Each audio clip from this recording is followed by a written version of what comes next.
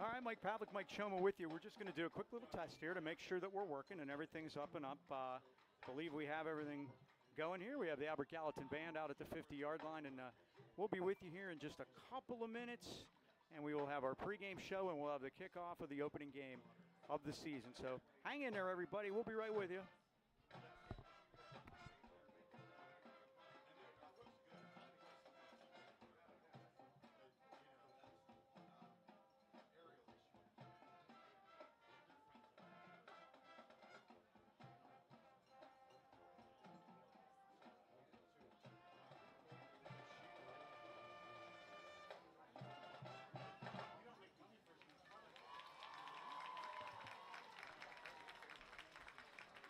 The colors tonight are being presented by the Albert Gallatin Area Senior High School Junior Reserve Officers Training Corps Color Guard.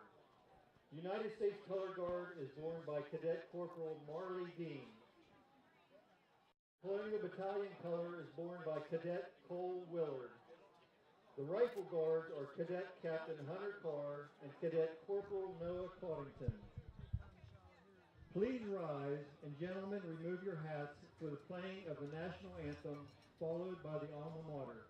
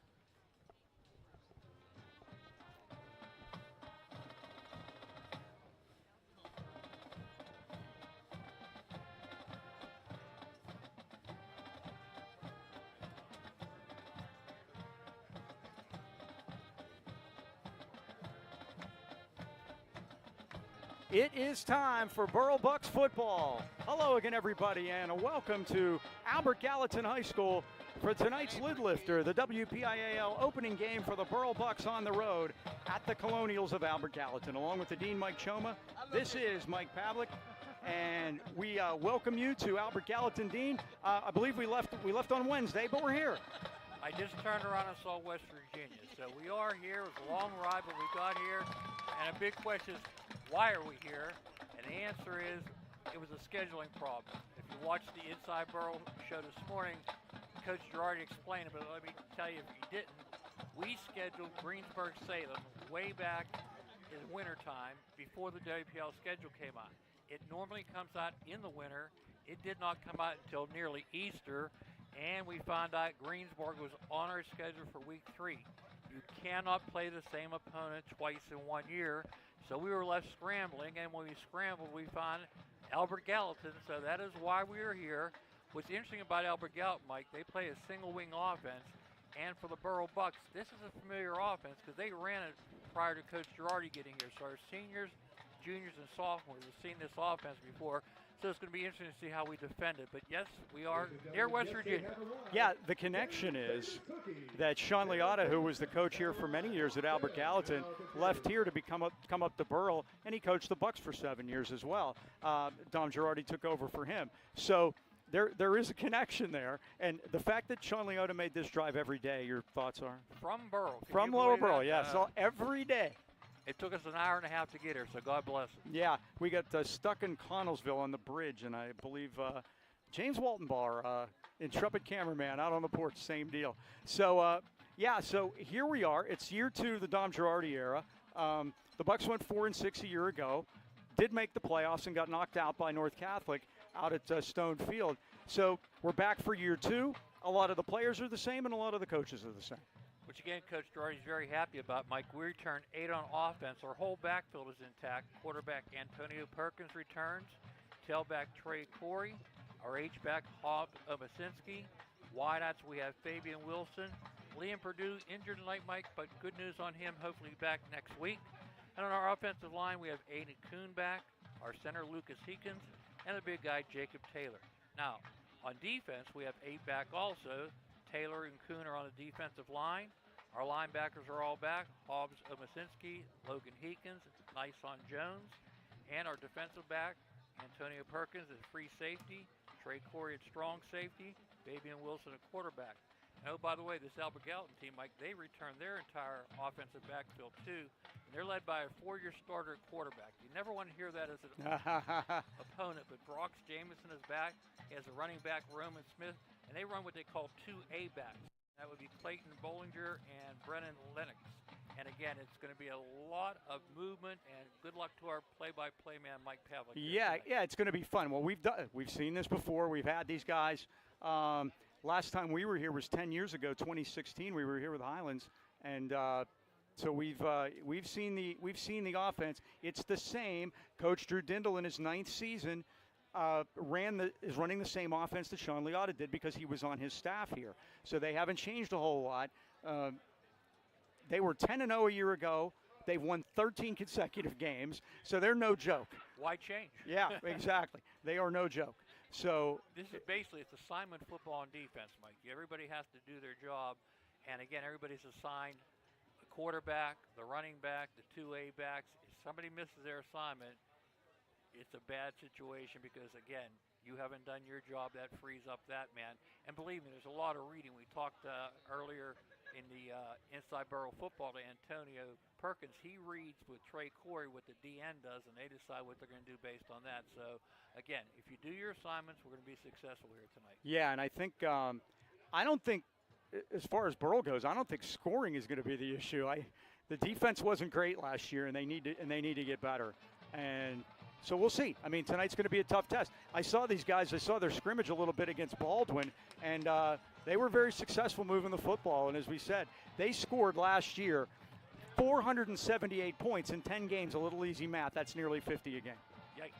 So, they are offensively gifted, and the Bucs, as the year went on last year, were also, got better offensively, and with Antonio Perkins and Trey Corey back there, they were able to move the ball themselves. So the Bucs are coming down the hill now, dressed in their white uniforms. You see the Albert Gallatin Colonials underneath the goalpost to our left, and we are about set, and here come the Colonials onto the field.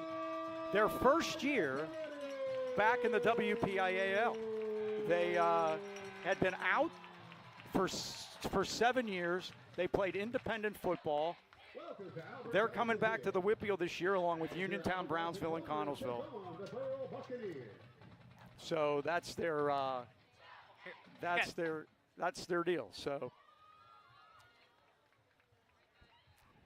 All right, let's talk about the keys of the game tonight, Mike. Again, anytime you're on the road, 3 things have to happen. 1, you have to limit the turnovers. 2, you have to limit the penalties. Always keys on the road.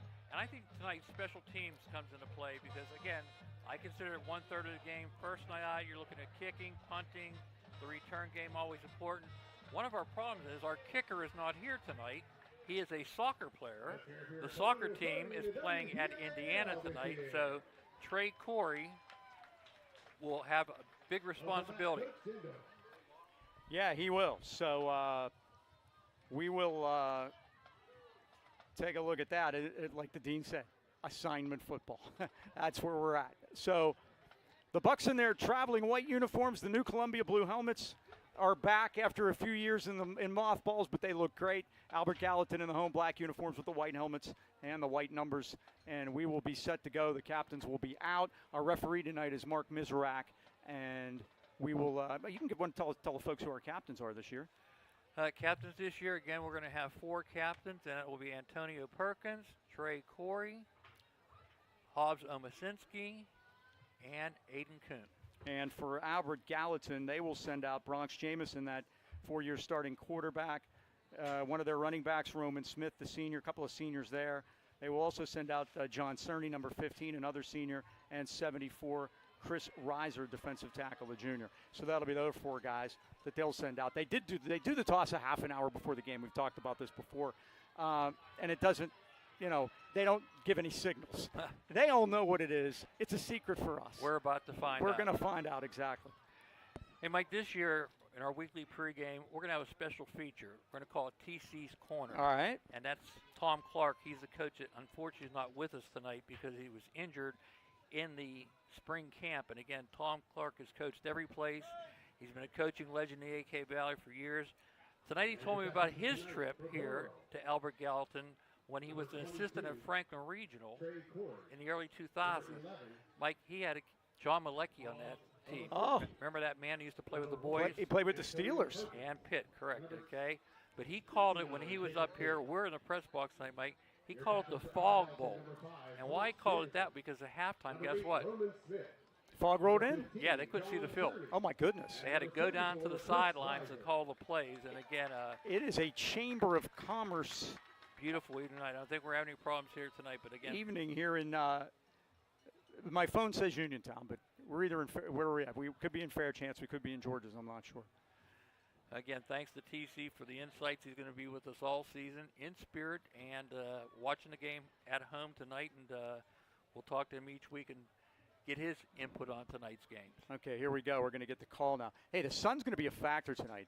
This, early here in the season, the sun's setting to our left. Burrell deferred. So we're going to test that defense. Guerriere. We're getting names set here. We've got great people in the press box. Some of them are even Buckeye fans, so that helps us. We're trying to get a couple of the guys straight, so we're good to go here. That is Gio Guerriere, senior, number 14, for the Colonials, and he's going to go back to get the football, so that works out. Guerriere and Trace Spellman are going back. That'll be part of the return team. Also, number 2, Tavian Potts.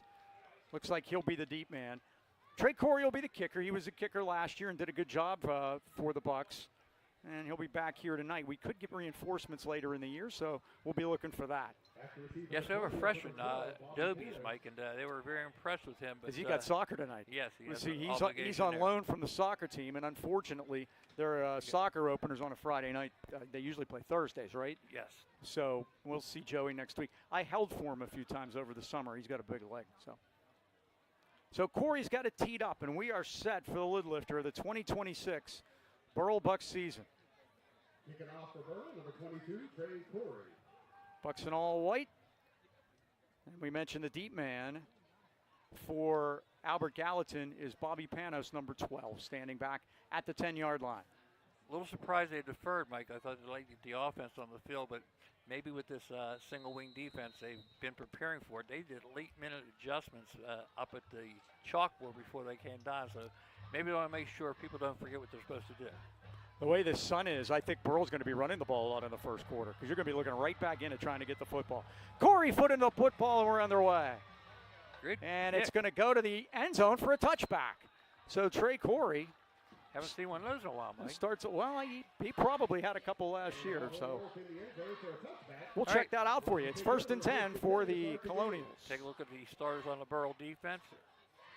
69 defensive end is Jacob Taylor. 74 defensive tackle Lincoln Shoemaker. 60 is Aiden Kuhn, defensive tackle, and 18 Pat Needs, the other defensive end. Linebackers 11 Hobbs Obasinski, 51 Logan Heekins, 5 Nyson Jones, and the cornerback is number 2 Fabian Wilson, along with 22 Trey Corey, 0 Rocco Giannotti, and our free safety is number 1 Antonio Perkins. So Jamison is in there. Corey had 3 touchbacks a year ago, by the way. There you go. 1st and 10, they choose the right hash. And the quarterback's got it, and the Bucs are all over him. Back at the 15-yard line. Jamison had it, but I think Jacob Taylor, senior captain, was in there and hit him for a 5-yard loss. You talk about assignment football, Mike. He was on top of that one. Now the great debate, Mike, is that a sack? It is not. This is a running play. He had the potential to pass the ball. They were not passing. Second down, and we're going to say 14. They're going to say it's a 4-yard loss. Well, Choma Stats has an S there for Jacob, so we'll discuss that later. George and I always had that discussion. He agrees with me, by the way. I know he does. I don't. Second and 16, and they're going to run a pitch. And this is to Bollinger off the right side with a big hole up over the 30 to 35, and he's got a first down into the Burrell bench at the 40-yard line. Somebody missed an assignment. And that's getting to the edge, and we saw that last week in the scrimmage against Apollo Ridge, and then guess what? I'm going to guess that Drew Dindle and his staff did as well. Masinski on the stop, but again, first down for Albert Gallatin. 25 yards.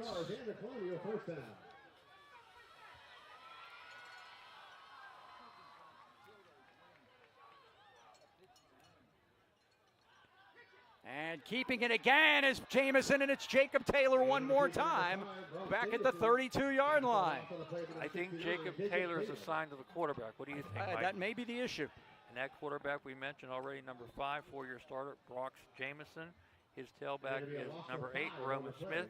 They have 2 A-backs, Mike. Number 12, Bobby Panis, and number 13, Bentley Swaney. We'll get to the down lineman after this play. Well, they're in the same position they were in the last set, and they were able to make the first down. Wide receiver is number 15, John Cerny. Again, they go tight formation. And they're going to run a toss to the near side of the field, and that's Bentley Swaney up over the 40 to the 43-yard line. And he was pinned down that time. Corey and Heekins were down there for the Bucs. The gain will be to the 46-yard line. It's going to bring up a 3rd down and 3. It's a 12-yard pickup. 3rd down and a long 3 for the Colonials. Their down lineman, Mike, 56, left tackle, Pearson Turner. Left guard is 70, Michael Moore. Center is 54, Jacob Cunningham. Right guard, 74, Chris Reiser. And the right tackle is 50, Levi Lincoln. First 3rd down of the night. Chance to move into Burrell territory. Opponents converted.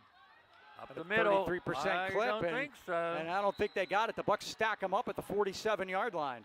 It's Aiden Kuhn down there.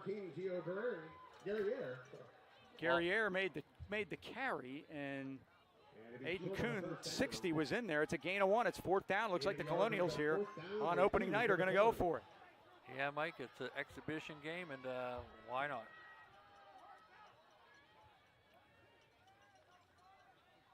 Yeah, Aiden Kuhn was on the bottom of that play, Mike. Let's see if we can dig down deep. So here we go, 4th down. Big play early on. Oh, somebody moved. Yeah, I think the Bucs. Yep. No, Mike, number 11. Eli Fisher was on the wrong side of the line of scrimmage. He forced Pat Nee to jump, but chicken or egg? They want to talk about it. And and the worst thing you can have is a discussion. Yeah, you didn't want to see that. I saw Eli Fisher jump across the line of scrimmage. It was Hobbs or Nee, one of those guys over there on the left side. And I think they reacted. They didn't act. Yeah. I mean, Fisher was clearly the outside. point is he was standing 3 yards on the other side of the line of scrimmage. So let's see.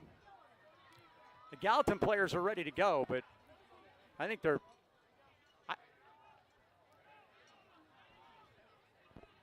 going to call it offsetting because they don't know. Watch. Procedure against Albert Gallatin, Mike. Okay, so it's still 4th down then. 4th and 6 now. Guess what? Their offense is still out there. 7, Dean. 7. Yeah. 4th and 7 at the 42-yard line. Let's see if the Bucs defense can get off the field here. Looks like they don't plan on punting tonight. 3.5 minutes in, and Jamison's going to run a toss, and this is man to out there. Bollinger, and Bollinger's ahead of the sticks. First down across the 50 and down to the Burrell 48-yard line. That took guts, Mike, and it paid off for him.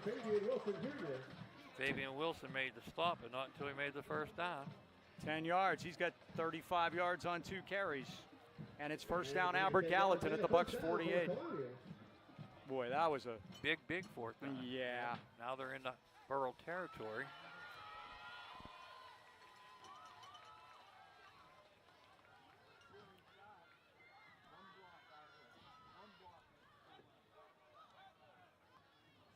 Bollinger gonna run a toss. Oh, it's loose. Fumble. Who got it? It's still loose, and the Bucs have it at the 42-yard line. Pat Knee on the ball. Pat Knee's got the football. They had a little mess up on the pitch, and the Bucs have the football. And the Burrell Bucs will take over on offense first time this year. Number 1 is quarterback Antonio Perkins. 22 is Trey Coy, the running back. Wide receiver is number 2, Fabian Wilson. 17, Josh Bivens. And 0, Rocco Giannetti. Lineman 54 is left tackle Jaron Martin. Left guard 60, Aiden Kuhn. Center is 51, Logan Heekins. Right guard 74, Lincoln Shoemaker. Right tackle is 69, Jacob Taylor. And our H-back is 11, Hob Omasinski. First down, Bucs at the Albert Gallatin 43-yard line. Big turnover. Early. Perkins turns and gives it to Corey, and Corey is hit and doesn't have very far to go. As he's hit as he gets into the hole by Brennan Lennox, the junior linebacker. After a gain of about a yard, it'll be 2nd and 9. Gain of 2 on the play brings up 2nd down and 8 for the Buccaneers. 2nd and 8. We'll give Trey a couple there.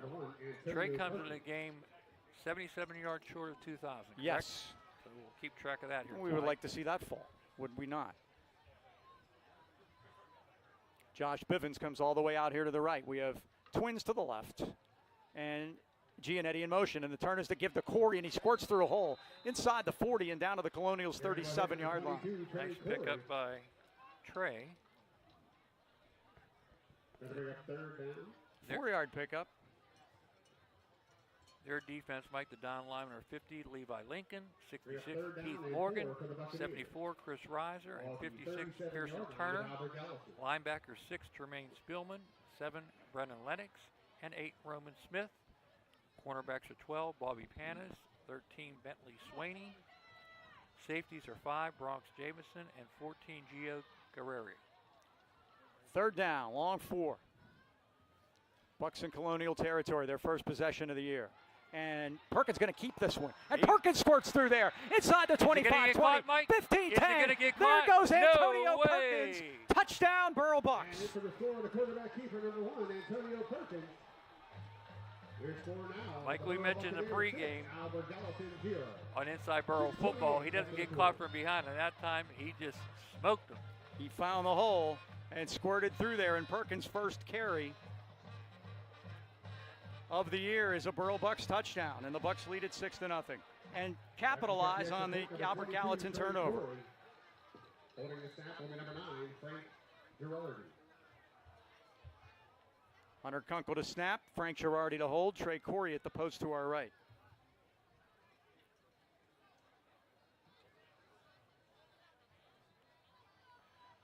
Late arrival on the field Bucs are against short a special player. teams. You got to get out there. You got to watch play clock as Lincoln well. Shoemaker. So here we go. Snap is good, the hold is good, and Corey's kick is good. It all works. 6:28 left first quarter, your score. The Burrell Bucs 7 and the Albert Gallatin Colonials nothing. All right, Mike, let's talk about Joe Lucchino and his son Joseph. Proudly welcoming Lucchino Insurance and Financial Group. Serving the AK Valley for decades, the Lucchinos are a broad-based financial advisory firm with a wide range of opportunities for both you and your business. You may not think you need life insurance when you're young, but that's the best time to buy it. The right policy can pay your expenses, grow wealth, and over time, you can save money by locking in rates early. Remember, Joe and Joe, all we know. Stop in at 2318 Freeport Road in Trent Heights, or give them a call at 724-224-8908 or 724-905-7583. Why wait? Let Lucchino Insurance and Financial Group put you on the road to financial stability today. Bucs marched at 43 yards on 3 plays, 1:32, and they are on the board. Trey Corey, if you remember, or Antonio Perkins, the last game we did was the last regular season game against Deer Lakes, and he scored 7 touchdowns that night. How many did you get on that run, Mike? 37. 37. Antonio's creeping up on 2002, Mike. His own self, yeah. That was a good job there. A couple of good runs by Trey, and then Perkins pulled it I get the mesh point right that time. We were talking about that on the show this morning, and worked out well. So the Bucs lead 7-0. That little delay, Mike, just open it up for him. And here's the kick by Corey. It's a liner. This time it's going to be picked up by Panos. Panos spins, turns across the 40, 45, and he's going to have great field position as he's finally dragged to the turf by Fabian Wilson out at the 48-yard line. So great field position for the Colonials. They have it down 7-0. And we mentioned special teams, Mike, in the pregame. That time, lack of tackling and a big run back. Thankfully, Fabian Wilson stopped Panos before he got away. Familiar spot on the field for them, Mike, right at midfield again. 1st and 10. And the give is to That time Roman the pitch Smith. worked. No, How it's about the block from behind? and they faked it to Smith and got it to Bollinger. Well, that's the first time they got me tonight, and it won't be the last. Bollinger outside to the left, crosses the 50 and gets into Burrell territory. Logan Heekins on the tackle there along with Fabian Wilson. But that's the one, Mike, they fumbled on too. Right. But they did have some success on that earlier in the game. And Bollinger gained 35 yards the first 2 times he touched the ball. 2nd down 6. Colonials on the Bucs 49. This time they do give it to Smith. I got it right that time. He's inside the 50. He's down there for the Bucs. I see 59. Caden Wise in there helping out. Also, Omasinski, Hops. his 3rd tackle. 2 yards to the 47. 3rd and 4.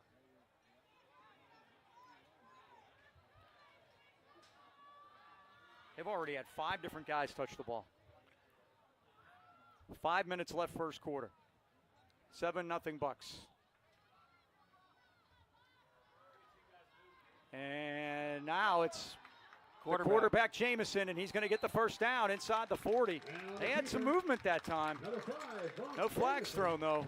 I think they got away with one. First down, Albert Gallatin. 2 guys moved, Mike.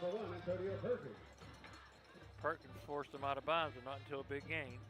13 yards, 1st and 10. Jamison got a way to go to get that thing back to even.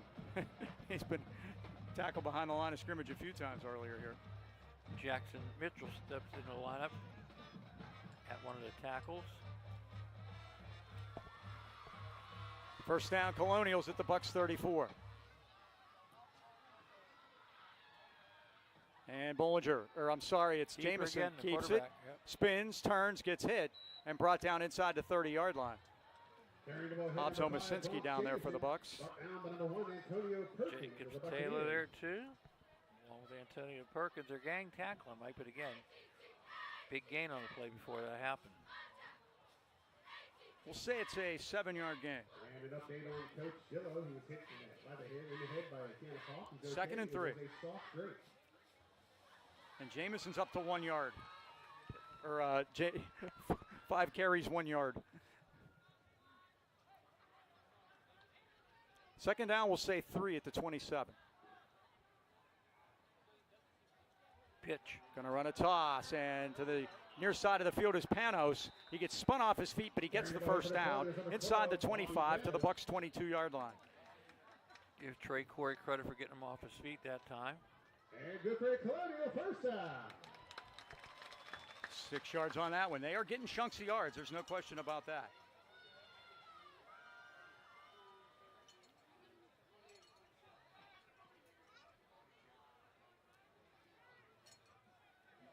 And the ball placed at about the 22-yard line. 3:35 left first quarter. Burrell leads 7-0, but Albert Gallatin is threatening.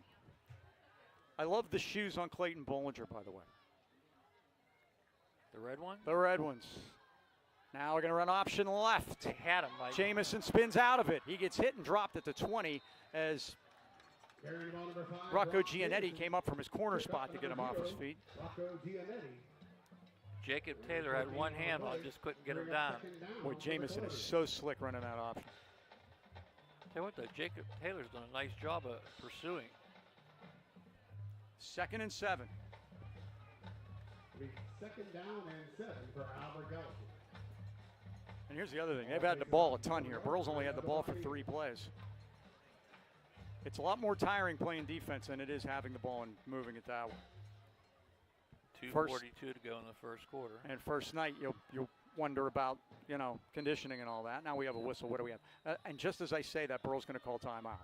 They're first at 2:37 left of the first quarter. Don't think when any water breaks tonight, Mike. Yeah, I don't know. How warm is it? I guess that's the question. Go get you some. And don't forget about those Darren Myers famous cookies on sale tonight at the cheerleaders. Darren Myers. So the Bucs will have 3 of their first 4 games on the road, by the way, if you were wondering about that. They will be at South Park next week, and then home for the home opener the week after that on Labor Day Friday. No, next week's Labor Day, isn't it? Yeah. Heck, what are we? So the 3rd game of the year, we will have our first home game, and that'll be against Greensburg-Salem. So. And again, we'll be competing in 3A this year in the top 5 preseason. Number 1, Avonworth. Mike, they went undefeated last year, won the state championship.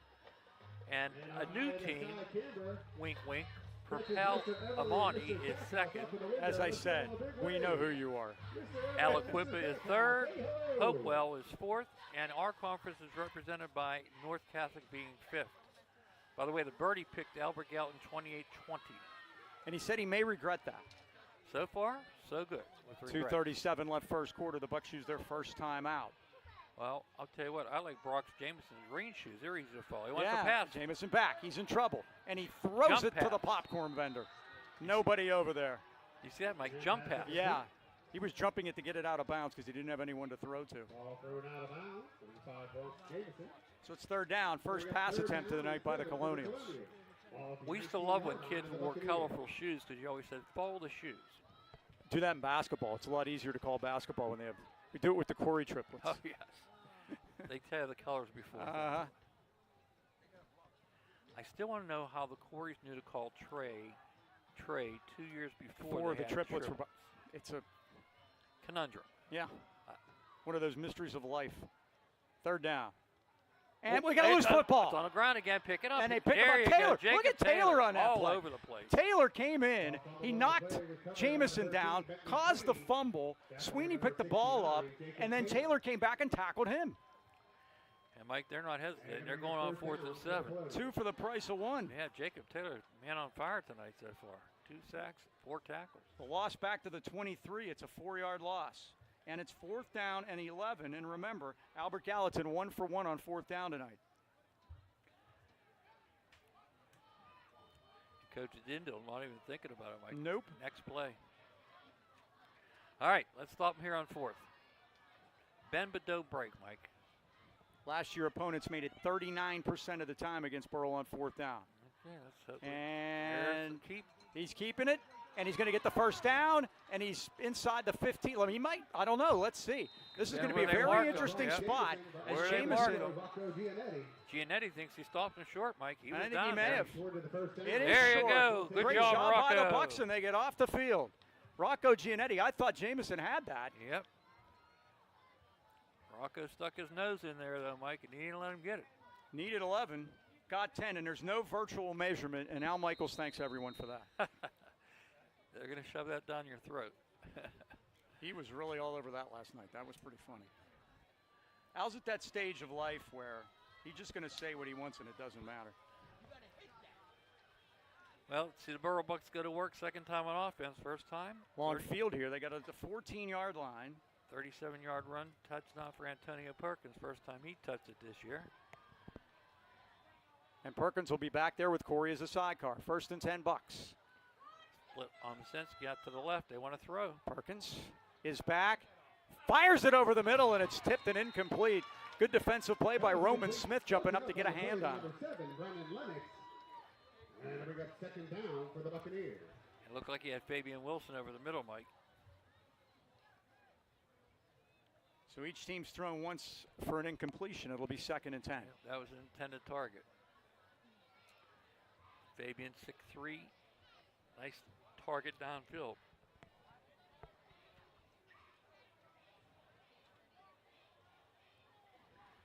Do you see a play clock anyplace, Mike? I don't. Logan Heekin's out over the football.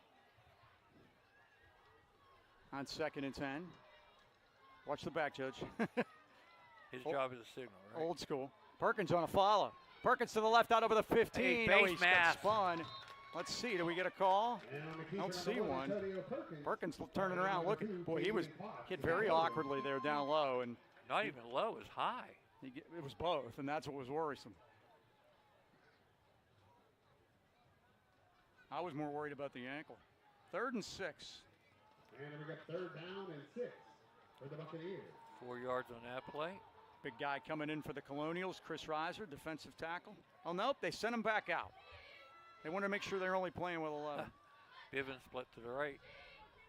I think you only have 10 out there, Dean. Corey fighting. busting through to He the might have made it, Mike.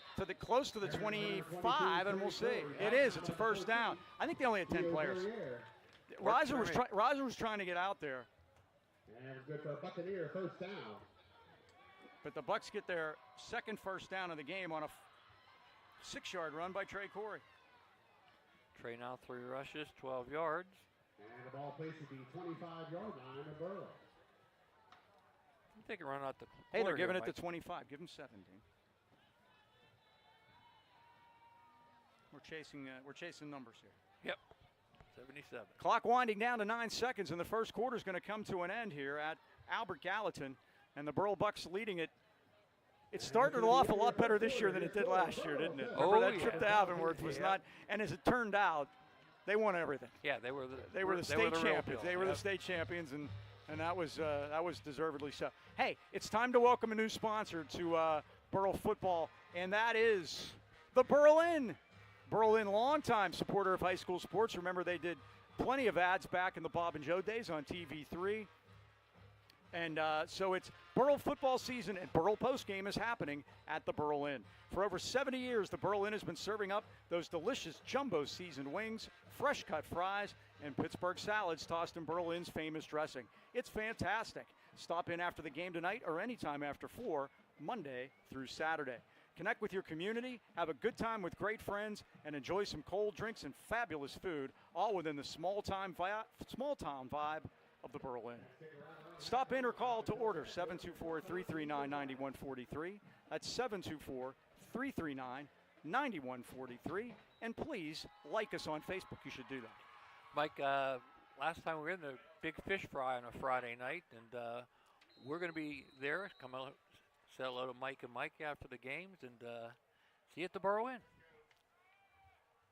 So the Bucs will have it 1st and 10. They move right to left here. The sun has pretty much gone behind the trees to our left, so shouldn't each team only threw it once in the first quarter, especially Burrell.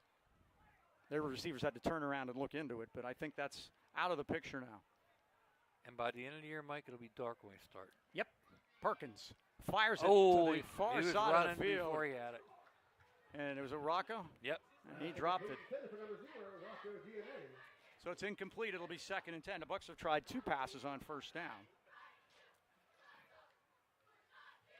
Thought he had some space there, Mike, but the step 1, catch. Step 2, run.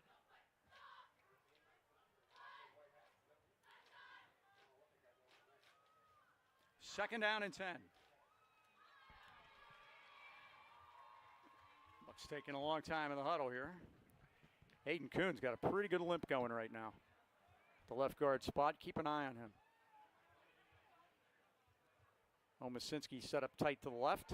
Now Corey splits out, gives us an empty formation. And Corey's going to get the quick slip screen Nice from tackle. Perkins out across the 25, and he gets it near the 30-yard line. We'll send up about a 3rd down and 6.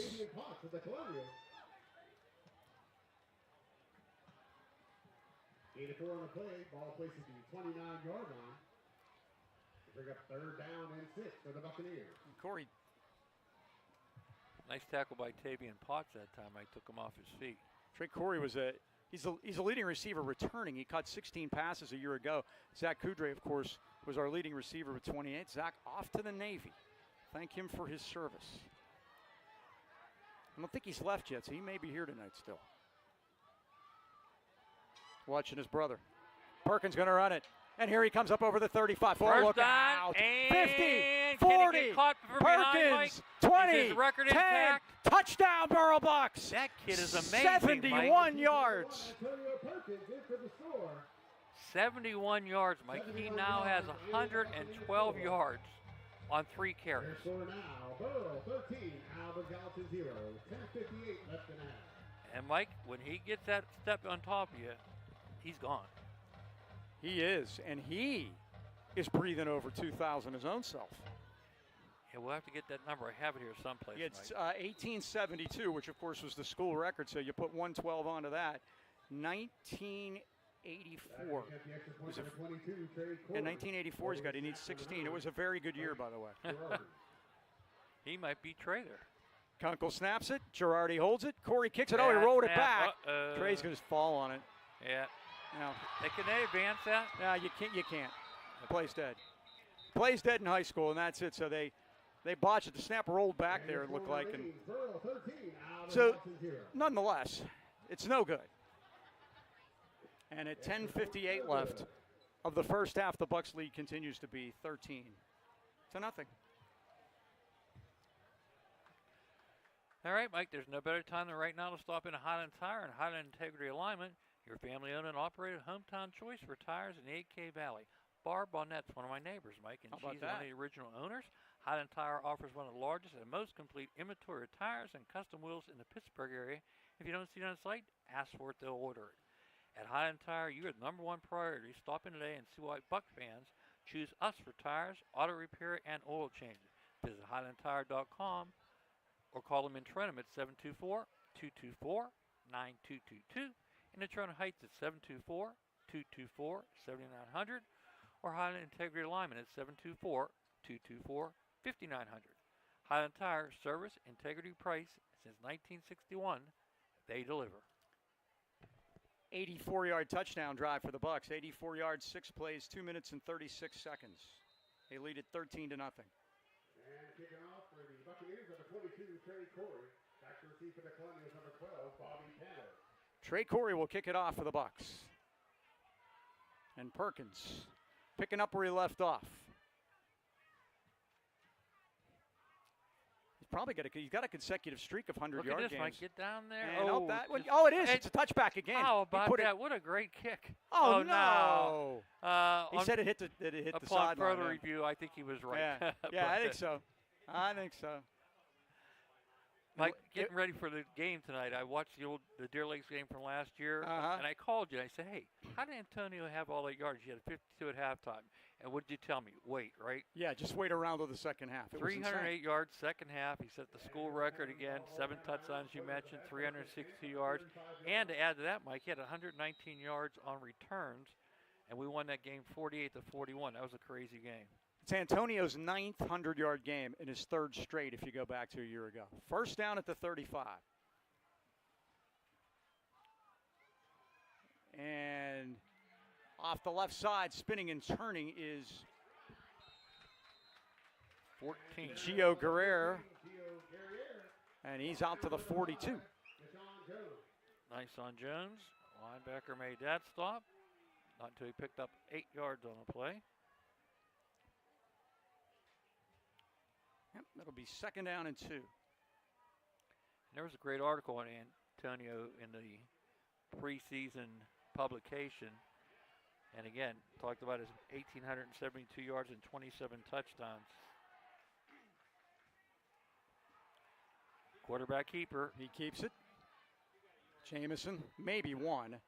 The Bucs are waiting for him. We had Pat Nee down at the bottom of the pile. Nyson Jones was also in there. Jacob, and anytime Jamison has the ball, you know Jacob Taylor's around. Yep, and Hobbs Omasinski, Mike, he has 5 tackles so far. So it's 3rd and 1. Bucs have had 9 offensive plays. Scored both times they had the ball.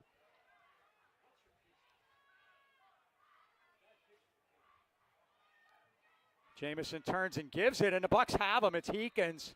Heekins on top of the up back, Roman Smith. He's short of the first down, and it's 4th down. And Mike, we were talking about that defensive line getting some surge. And this year they have so far. They've done a great job with the fullback coming up the middle. 4th down. Are they going to go for it again, Mike? I don't see why they wouldn't. I mean, it's been their style so far. A yard to go, down 13 early. No huddle, no mercy. Now they're going to toss it to the near side to Bollinger, and Bollinger's going to get the first down across the 50 and down to the Bucs' 49-yard line. Pat Nee and Fabian Wilson combined to bring him down. Pat Nee gets up limping a little, but it's 1st and 10. Fabian Wilson does too. Again, Mike, got to stay healthy. Bippen's going to check in for Wilson. And the ball placed at the 47-yard line of the Buccaneers.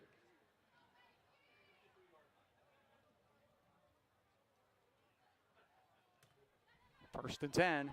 Same play. Pitch again to Bollinger Same off the right result. side. Bollinger turns the corner and gets pushed out of bounds by Antonio Perkins at the Bucs' 35-yard line. 12 more and another first down.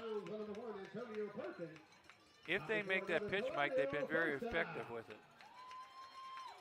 They've had some problems with the exchange, but again, when it is done correctly,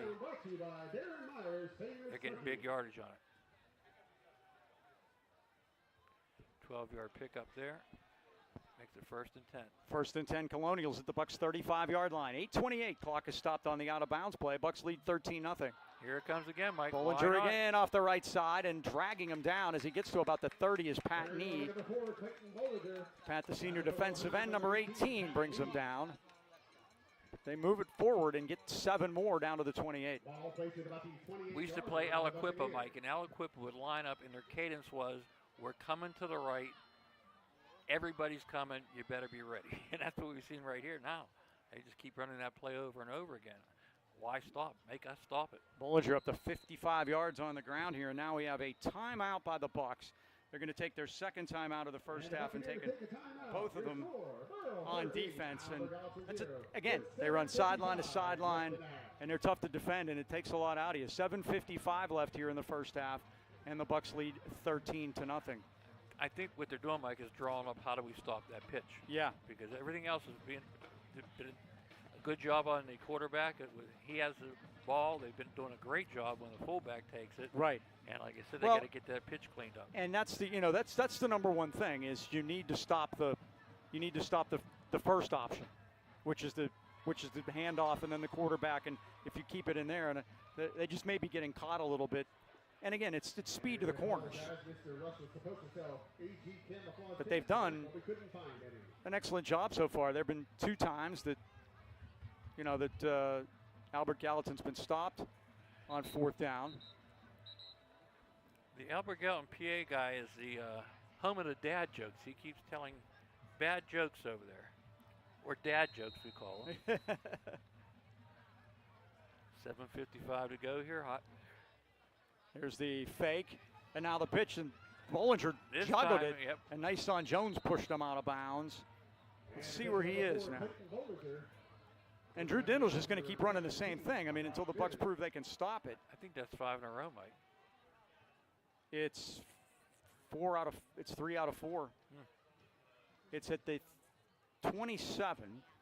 Gain was only 1 that time, and it's 3rd and 2. Said in the pregame, Mike, this is assignment football, and we have guys that do their job, and so far we shut down 2 of the 3, but we got to shut down that pitch. And it's that wingback, number 4, doing the damage, Clayton Bollinger. Now up the middle they give go. it to the Roman Smith this time, and he leans ahead for the first down. He went with the fullback dive that time. And Smith moves it ahead to the 22-yard line, and it's 1st and 10. Omasinski and Nyson Jones on the stop.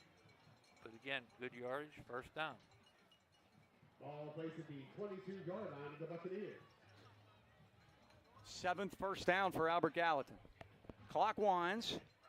7:20 left first half. Bucs 13, Colonials nothing.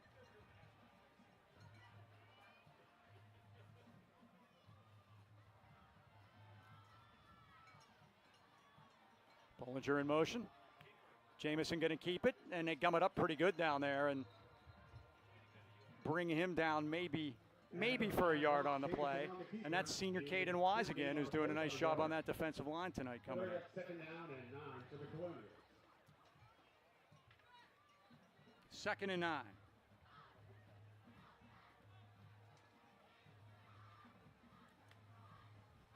And they are going to have an enormous lead in time of possession when we do the halftime stats. Scoreboard's all it counts, making a 13-0 Burrell so far. We've had this bend but don't break defense, once on a turnover, once on a 4th down turnover. 2nd and 9. Now they're going to run a pitch this time to Bobby Panos off the left side. This time. And the Bucs sniff it out. And it's Rocco Giannetti coming up from his corner spot to make the tackle.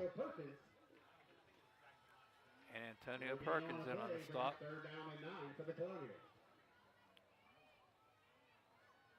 So we're going to call it the 21. No gain.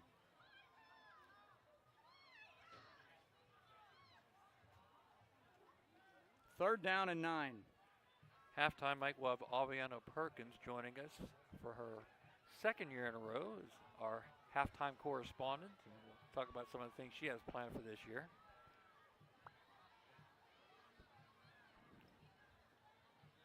Pitch there. They do, and it's Bollinger, and they spin him down as Perkins comes up to get him. It looked like it was going to get more than it did. It got maybe a yard or two to the 19-yard line, and it's going to be 4th and long.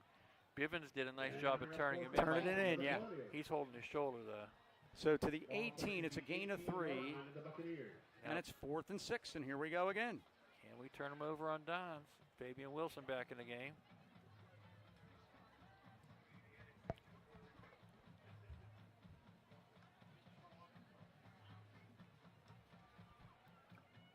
They're one for 2 on 4th down. Big 4th down again. Here we go. Here's And the they're pitch. going to run the toss to Bollinger off the near side. Bollinger cuts it, and he's out of bounds at the 13. And They say no, Mike. It's close. Masinski made his 7th tackle, and let's see where they mark it. It's all about the spot. They're going to say first down. Burrell coaches are looking. They're going to say the 12, and that's enough by a yard. Needed 6, got 7. First down, Albert Gallatin.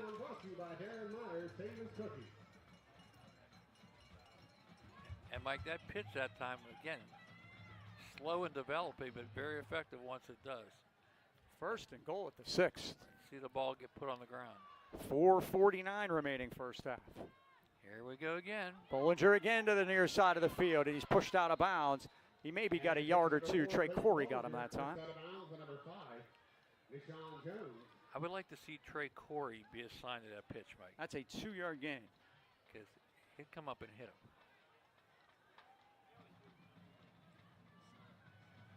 2nd and 8.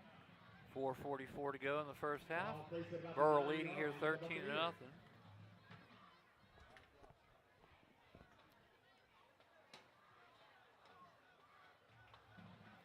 14th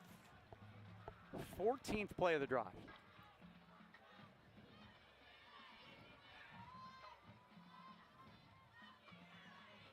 And they pitch it to the near side, and it's Bollinger again. Bollinger's held up. The Bucs won't let him get any further than the 3-yard line, but he's very close to another first down. Masinski and knee on that stop. Big man for the Colonials gets up slowly. Pearson Turner, the tackle. Oh, it's 3rd and about a half a yard. I will predict if we stop him here, they'll go for it on 4th down. I think you're right. 75 yards for Bollinger. Been very effective at it. They call it the A-back, Mike, which is basically a H-back for us. 3rd and short. Right up the middle. And they give it to Smith, and Smith down near the goal line, and he's going to be down to the 1-yard line. Nobody signaled touchdown. I don't know if they're all excited. Nobody about. single touchdown. Ball's on the 1. It's 1st and goal. And it's good for Colonial first down, and it'll be 1st and goal, Albert Gallatin. Ball placed inside the 1-yard line. Stop that time was made by Jaron Martin. 16th play of this drive. They've held the ball for 7 minutes. And on the keeper. And it's Bronx Jamison into the end zone for an Albert Gallatin touchdown. Well, Mike, we bent, but then we broke this time. Their score now, Burrell 13, Albert Gallatin 6, with 3:22 left in the half.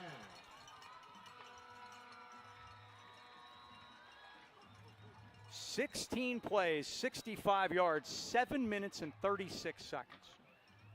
And that Burrell defense is gassed.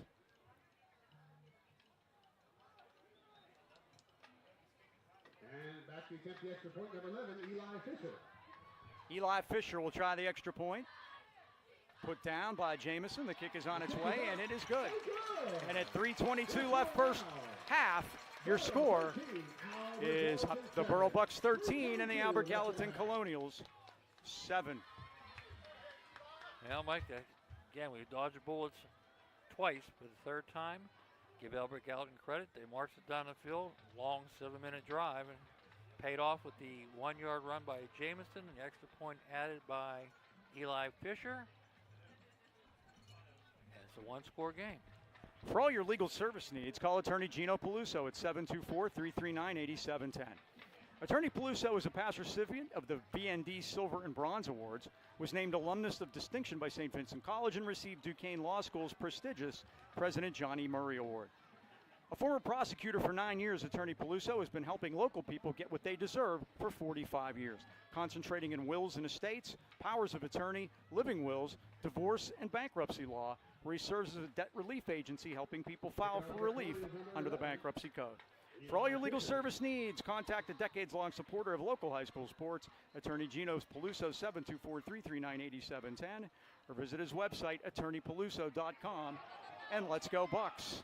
And Gianetti had trouble picking the ball up, and then when he did, he got met in the hole by Brendan Lennox, and the Bucs have another bad field position situation here. I think he was kind of going out of bounds, Mike, and it didn't cooperate. And when you make the mistake of waiting for the ball, you're going to get hit. First and 10 Buccaneers with 3:16 left in the half. 3:16 left first half.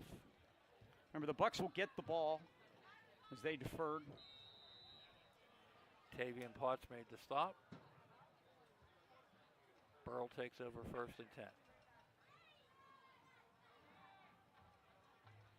What are you going to say, the 16-yard line? Yes, sir. Bucs moved. Nope, they're going to say offside on the Colonials. Happy to be wrong. Boy, I'm not. Don't say it. That's 2 penalties, 10 yards for Albert Gallatin. 3:15 left here in the first half, and the Bucs leading it 13-7. It'll be 1st and 5 at the 21. 21-yard line of the Buccaneers.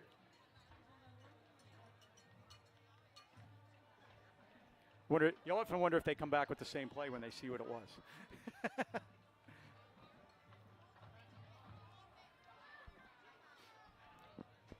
Twins right this time. Fabian Wilson, the low man to the left. Omasinski goes in motion. Perkins going to keep it. Perkins to the outside. Turns the 20-25. And Perkins out to the 30-yard line. That's first down Burrell. Carrying it on number 1, Antonio Perkins, brought down to number 7, Brendan Lennox. We'll say it's 9 yards, but it's a 1st and 10. And going to be a Buccaneer first down. Their 4th of the game. Ball placed about the 4 30 carries, yards on the 121 yards now for Antonio Perkins, Mike.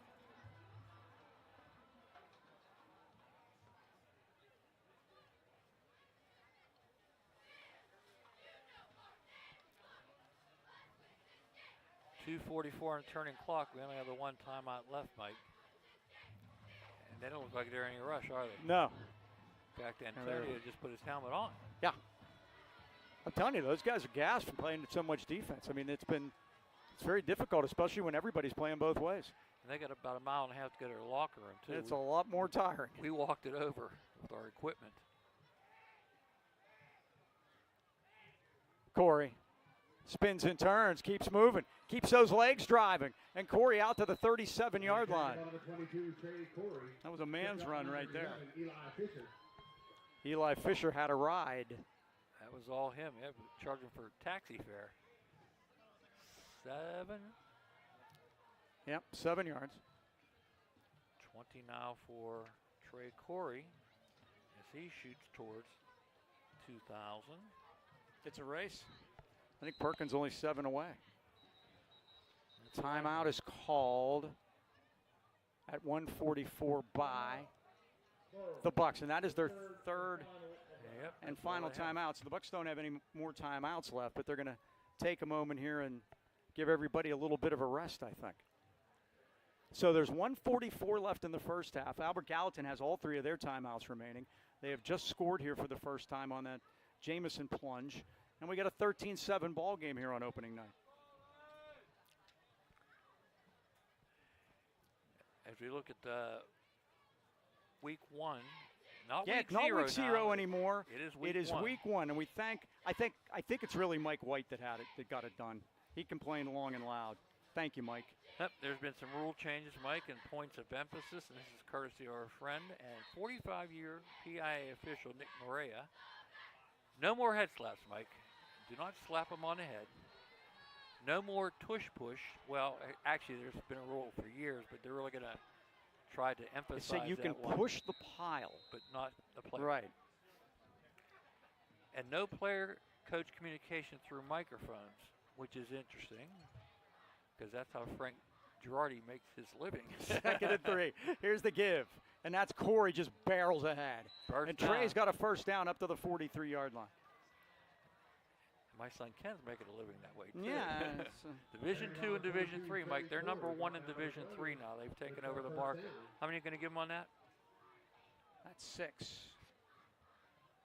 1st and 10. Bucs quickly up to the ball. Perkins, foot in the ground. Uh-oh. Perkins shimmy shake to the 49-yard line. 6. Yep.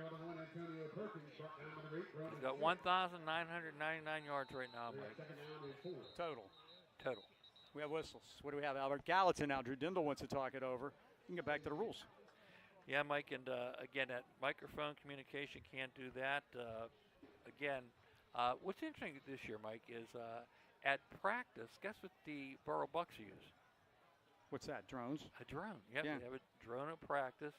In fact, Freeport is thinking about putting them into their curriculum, teaching kids how to fly drones. It's a whole new world out there. It sure is. We talk about Albert Gallatin coming back to the WPIAL. They're going to be in 4A this year, and they will be in the Big 6 Conference. South Fayette moving down from 5A. Uniontown coming along out of the independent ranks with Albert Gallatin. And then 3 teams will stay in the Big 6, and those will be Char Valley, Laurel Highlands, and Ringgold. I got one for you, Mike. Trey Corey is 51 yards short. How about he takes us to the house? That'd be fun. That'd be 51 on the button, wouldn't it? 2nd down. This is Perkins. Perkins is hitting. They got him this time. Yep. Big man, 70. Adam threw him backwards. Michael Moore, the senior. Less than a minute to go, Mike. 3rd and 4. What are you going to do here? Well, he lost a yard. They're going to come up to the line of scrimmage and go quick. And they will. And this is Corey off the right side. And Corey gets the first down as clock will stop momentarily to move the chains. Corey down to the 44-yard line. 6 more and another Burrell first down. All right, Mike, let's throw a long one here. 26 seconds. Clock is running. And they give it to Corey again. And Corey gets it down to the 41-yard line. Bucs don't have any timeouts, of course.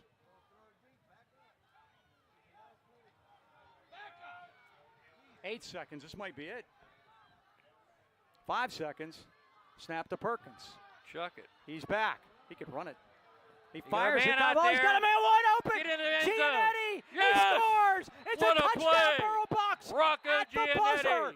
Unbelievable. A Hail Mary of sorts.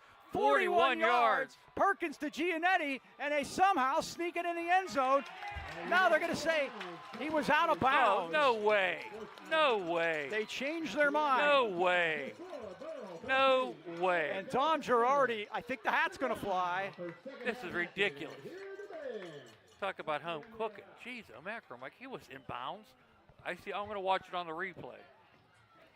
So that is the end of the first half here at Albert Gallatin. Giannetti apparently into the end zone, but they waited for a minute and then decided that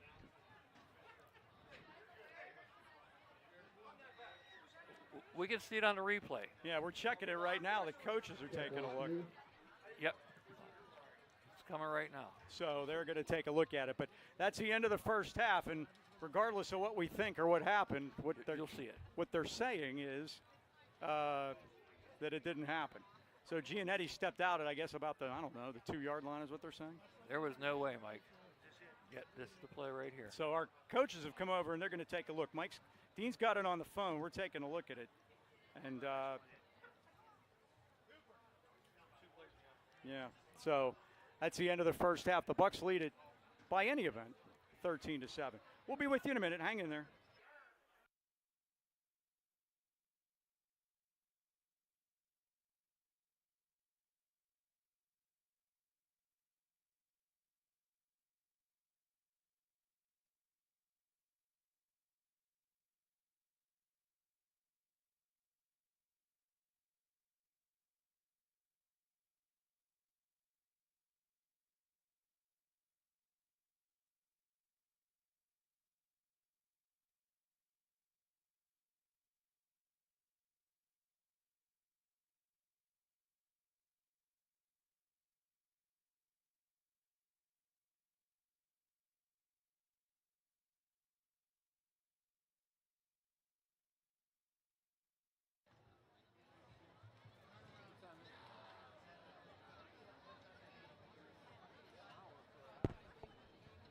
All right, we have the Burrell Band coming up. We'll take them here at halftime.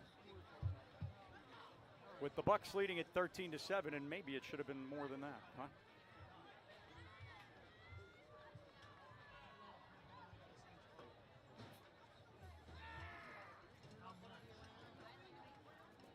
Joining us from Burrell, Pennsylvania, please welcome the Burrell Buccaneer Marching Band. Burrell's 2026 program is entitled Cosmic Camel, featuring the songs of Interstellar, The Planet, Such Great Heights, Rocket Man, Champagne Supernova, and Event Horizon. Tonight we are proud to present our neighbors, Angel Campbell, Logan King, Aubrey Moore, and the Burrell Buccaneer Marching Band.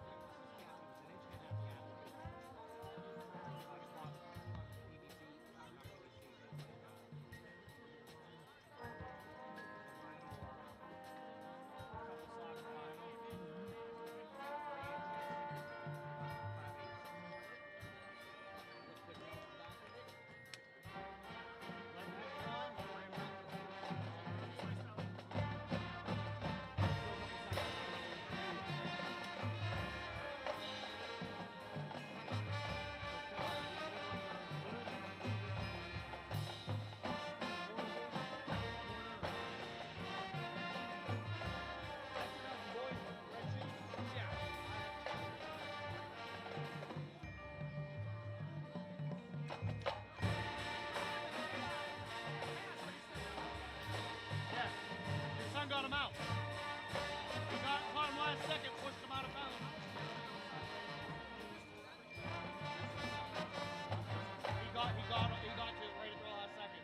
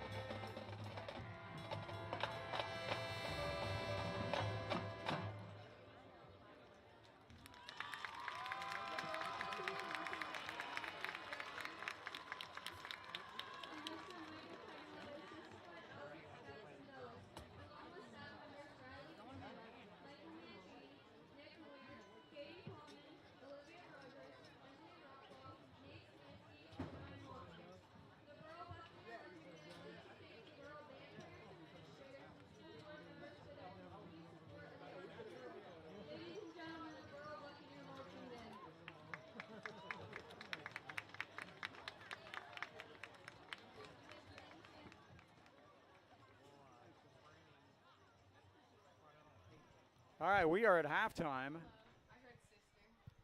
And the Bucs leading it 13-7, a very controversial ending to the first half. And we really think that Antonio Perkins might have been in the, or Rocco Giannetti might have been in the end zone there. And that was, Dean, I don't know. That was something. Sorry, go ahead. We looked at it, and it looked like a touchdown to us. My suggestion is start the second half, run the same play. It was wide open. I am with you. Let's show them it was a touchdown. But Aviano Perkins joining us again this year. We appreciate you helping us out. And we have some new fans this year. Tell us a little bit about what you're doing and why you're here. Okay. So, hello, everybody, again. My name is Aviana Perkins. If you're wondering who I'm related to, it's Antonio Perkins. I'm his sister. But I am getting my master's degree in sports communications, documentary, multimedia at Point Park University. And Mike and Mike let me hang out with them last season, so I'm back again this season to give some input during halftime and just talk about football, which I love to do, so might as well. Before we talk about football, let's talk about that documentary you did, where people could see it. I thought it was great. Tell them. Yeah, so I filmed, produced, and edited a documentary all by myself. It's a short documentary. You can find it on my YouTube at Aviana Perkins. And it was about girls in wrestling when it became a big sport, because here in the Westmoreland County, it's such a huge sport, and it's blown off ever since, but kind of being right ahead of the times when it happened, and we were ahead of the wave to show off the girls. And again, it was very good. It was on the Knock Girls wrestling team. Again, if you have a chance, take a look at it. All right, thoughts on the first half. Let's start with the last play. What do you think? I think, as you mentioned earlier, let's run it back so then they can see that it was a touchdown. I love that we're doing some pass action this year. We had a little bit of passing last year, but I love, switching it up, keeping them guessing, and it was a beautiful play in my half. I wish we had the NFL where we could throw a little challenge, watch a little replay. That would have been great, so we'll have to see what happens again. I do like it, that's for sure. And again, your brothers had a great first half. one thing we say about him, he never gets caught from behind. He's had a 37-yard run for a touchdown, 71-yard run for a touchdown, and I think he is right at 2,000 as far as total rushing. Wow. I have to put Big my numbers. stats. 1872. Let's do it right now. 1872. We're doing math, with, guys. Yes, and he had 127. 1999. So Oh. one more yard. And you know what? We love 1999. I wasn't alive, but it's a Prince song. It's great. So There you go. he's going to pass that threshold tonight because we got a whole second half to run. And one thing we'll see when we look at the halftime stats, we've been on the field a lot on defense, and again, that takes its toll. Mike made the point, it seems like it's easier to play offense than defense. I've noticed when the kids come out of the huddle, they have a little more of a step when they're on offense, but again, the triple option has given us trouble. I think, 3 phases to it. We stopped the dive play, we stopped the quarterback, but that pitch has been very effective. Yeah. First 2 times we stopped, one was a fumble, the other one was a fourth down turnover on downs, but again, any ideas how we stopped this pitch? Yeah, I kept noticing the pitch, and I kept noticing that quarterback keeper, and it's kind of similar because I feel like, in a way, Burrell is doing similar things with the run, so I definitely think the game's going to come down to how we stop it. We got to just work on containing it, so I'm not sure who we have lined up here at corner, but if we could work on containing that and pushing it back inside, forcing people to go into traffic, I think that would help. But until we shut down the pitch, they're going to keep running it. So They did it 4 times in a row. They said stop it. Yeah. Jacob Tedder's done a great job on the quarterback. Yes. That's been his assignment. And the whole defensive line, when they try to get up the middle, they haven't done anything there. But again, that sweep continues to haunt us. I'm sure they're making some adjustments at halftime. Oh, for sure. Took the 3 timeouts, and when we took those timeouts, we saw that every time we were defensive timeouts, basically, how do we stop that? So hopefully Coach Girardi, they're about 1.5 miles away in that locker room, by I the way. know, So- yeah. I've never been here before. This is a very interesting setup. But Well, hey. you turn around, you see West Virginia. I So- know, but you know what? Friday nights are here. We love it. And again, you'll be joining us every Friday Yes. night. Our first home game, we have something special planned. One of our coaches, Rob Hamilton, works with our Flyers program and our middle school, so he's building our future down there. And we're very impressed with what they're doing in the middle school. They have 25 kids out. We have 17 freshmen, so the program is building. But he has an interesting story to tell, and you're going to interview him Yes. that night. And again, a little bit about Rob, background-wise. Yeah, so found out about Rob here. He like Mike mentioned, I believe, head coach, runs the Flyers program in Lower Burrell for the youth program, which I think is great to make sure you're building your pipeline. And background history of him, he's from London, England, so how he discovered American football, we'll have to ask about that because I know they play a different football over there. And he went through some personal struggles, battling against some substance and abuse and things like that, but came back, made himself better, and now he's doing things to give back to the community and the children, which I think is great, and also just showing, life is an uphill battle. You're able to bounce back and work through things, so it'll be a great conversation to have that night. And he's really into not so much the football end of it, but the end of it from, self-esteem building and, making sure the kids have a positive outlook on life. And again, like I said, he's seen both sides of the coin. So it'll be interesting to see you have a talk with him. That'll be at the halftime of our first home game against Greensburg-Salem. Yep. So again, we look forward to exciting season so far. First half, pretty exciting, huh? Oh, I love it. I was so excited for today. Football's back. I felt like a little kid. Yeah, we got football tonight, college football, NFL. It's that time. You can smell it in the air. So I'm excited to see the second half and see how Burrell comes out, hopefully hot. Yep, like I said, run that same play again, prove with a touchdown. Aviana, thanks for stopping by. Yeah, and again, thank we'll you see for you having next me. week at South Park. Yes, I will be there. Thanks for having me, and let's go Bucs. That's our theme. Let's go Bucs.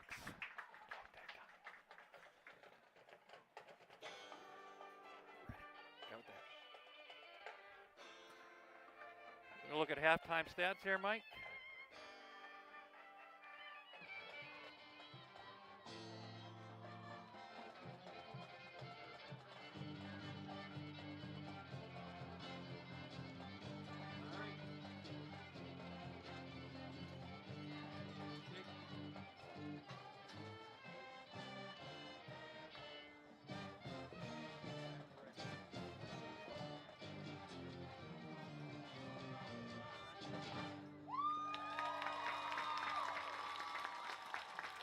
Old Devil went down to Georgia there by the Gallatin band. That's pretty terrific.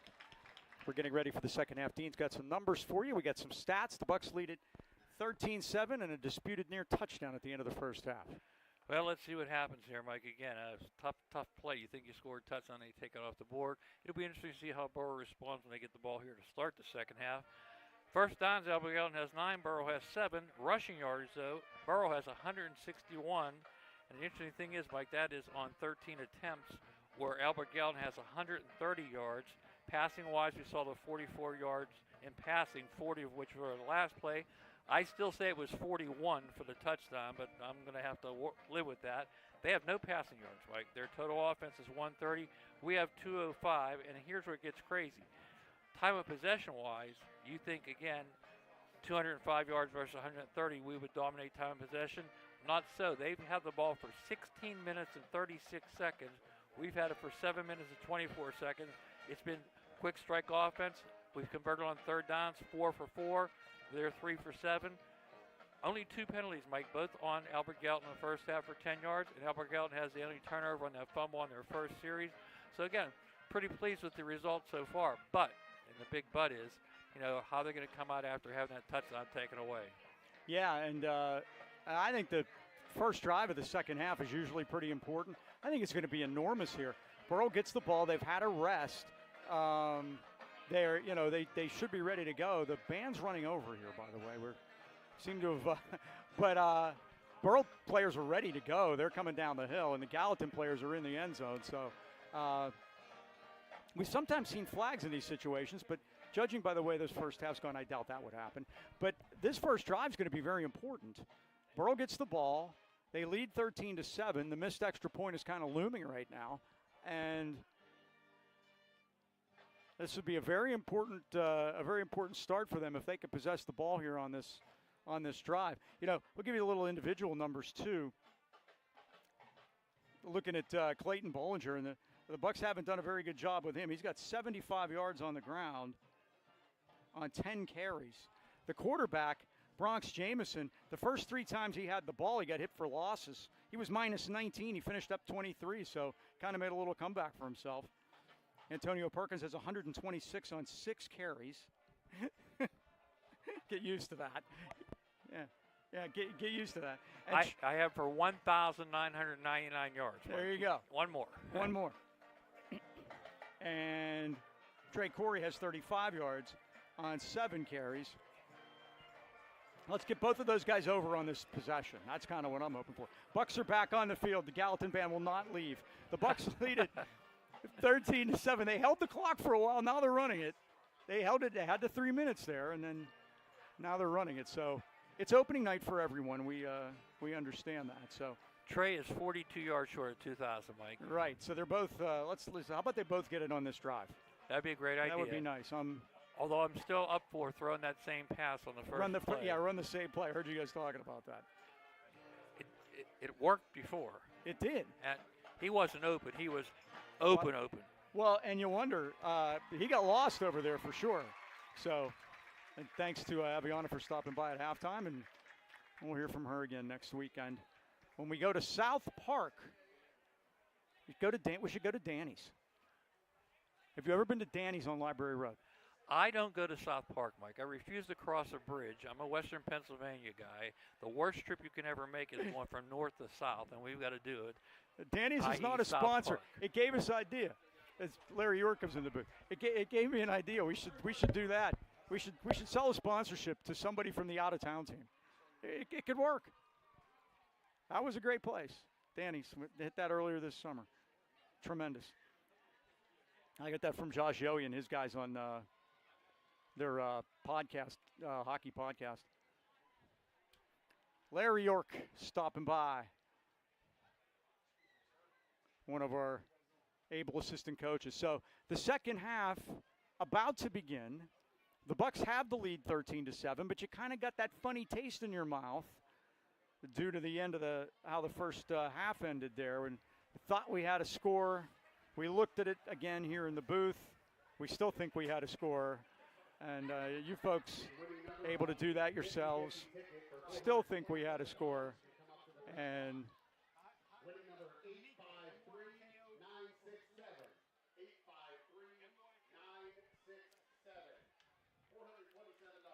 Oh, nice crowd tonight. 427 bucks on the 50-50 tonight. By the way, Frank Girardi to be taken off for Florida tomorrow. Frank Girardi, the elder, not, Yes. not the grandson holding on extra points. No. Right. But he wants to say hello to the Miko crowd, MYKO down in Florida. He gets a new gang every year. He does. He's a popular guy. Winning number on the 50-50 ticket, a white ticket. But Mike, we always talk about that first drive in the second half, how It's important huge. it is. And this is exactly why Burrell deferred. It's exactly why.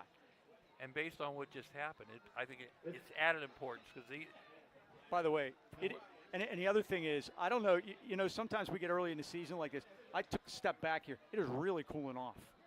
And you can get that little sheen on the AstroTurf.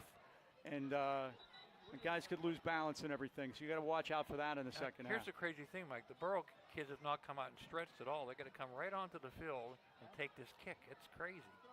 Usually give them 3 minutes and restart the clock. They didn't do that. So it'll be very interesting to see what happens here in this opening drive to start the second half. Well, the Gallatin side was trying to beat the clock to make sure they didn't get a penalty flag. Eli Fisher in to kick it.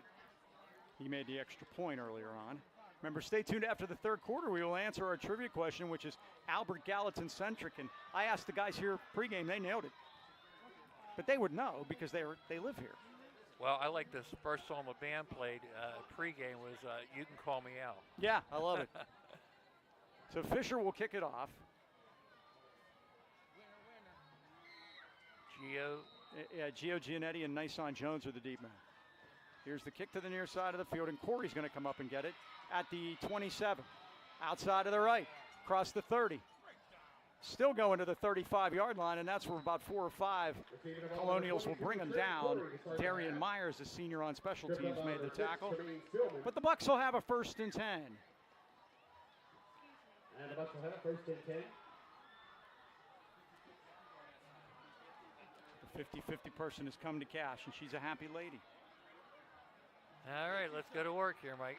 Run the same play. The Bucs had the ball 3 times. They scored 2 touchdowns and ostensibly ran out of time.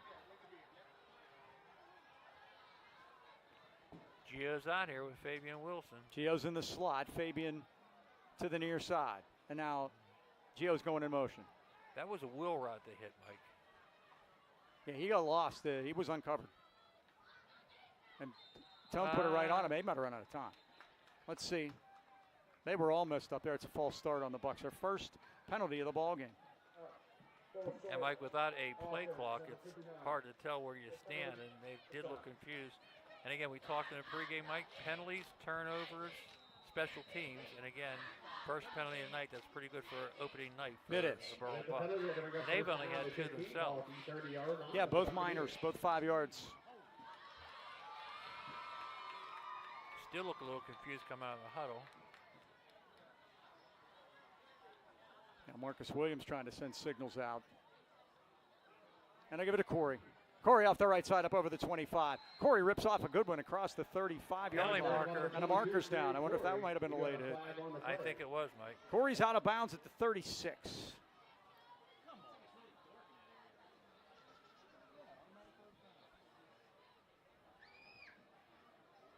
Let's see if we can get the call. Dead ball. First and 5. It is. And there's the first major penalty of the game. First down. Trino up to 41 yards, so he has And with the penalty, 36 to go to get his 2,000 career. First and 10, Buccaneers. So that moves the ball across the 50. And that's a break for the Bucs as they had started off 1st and 15. Corey the sidecar. And Perkins going to take it and keep it inside the 50, the 45, the 40. He's got a first down, falls forward to about the 37-yard line. And carrying the ball, number 1, Antonio Perkins. Fourth down and out by number 50 of the Colonials, Levi Lee. That's going to do it, Mike. How many yards you give him? Not before a Buccaneer first Let's down. see, he got 11. 11. That puts him at 2,010 yards for his career. Congratulations, Antonio. Second year. And 137 for the night. First down at the 38 of Albert Gallatin.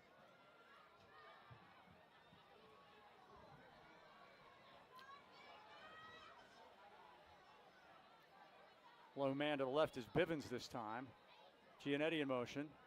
And they're going to hand it to Corey. And Corey's got some room off the right side inside the 30. Going.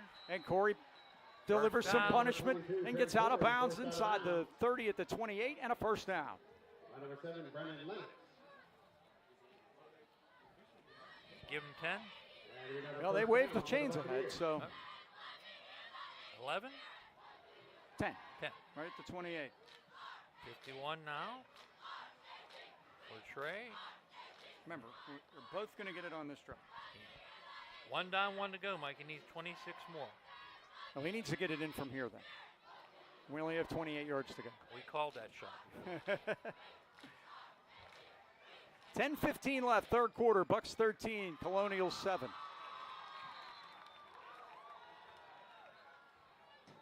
Perkins is back. Wants to throw. Being rushed. Throws it. It's tipped up into the air and incomplete. Making a break on the ball that time was the sophomore corner, Bobby Panos, and nearly picked it off. Perkins now 2 for 5 for 44. Second down and 10 for the Buccaneers. Ball to the 28-yard line of Albert Gallatin. A lot of first down passing by Coach Girardi in this game. Perkins going over to get the play again. How many yards do you think he runs between plays, Mike, to go get it? We used to say this when we were across the river. Jeff Sinclair ran more yards over to Sam Albert than he did in the game. Jeff's taking up golf shots, 75 today. Wow, he's such an athlete. Still, he's old now, too. Perkins is back. He looks. He fires it across the middle, and it's incomplete. Giannetti had a step on a post there. He was in front of the defender, Garrier, but he could not make the connection. Going to bring up 3rd and 10. Yeah, they're going to have 3rd down and 10. Do you think we're in 4-down territory, Mike? Oh, absolutely. If we had a punt tonight. Neither way. Nope. Gallatin just going for it on 4th down every time. We haven't gotten there. We're 4 for 4 on 3rd downs. True that. They're going to have to get 10 to get this one. Perkins is back, and here he comes. Through the middle. Cuts it. Going to get the first down and more. 15-10. Yes. Touchdown, Burrell Bucs.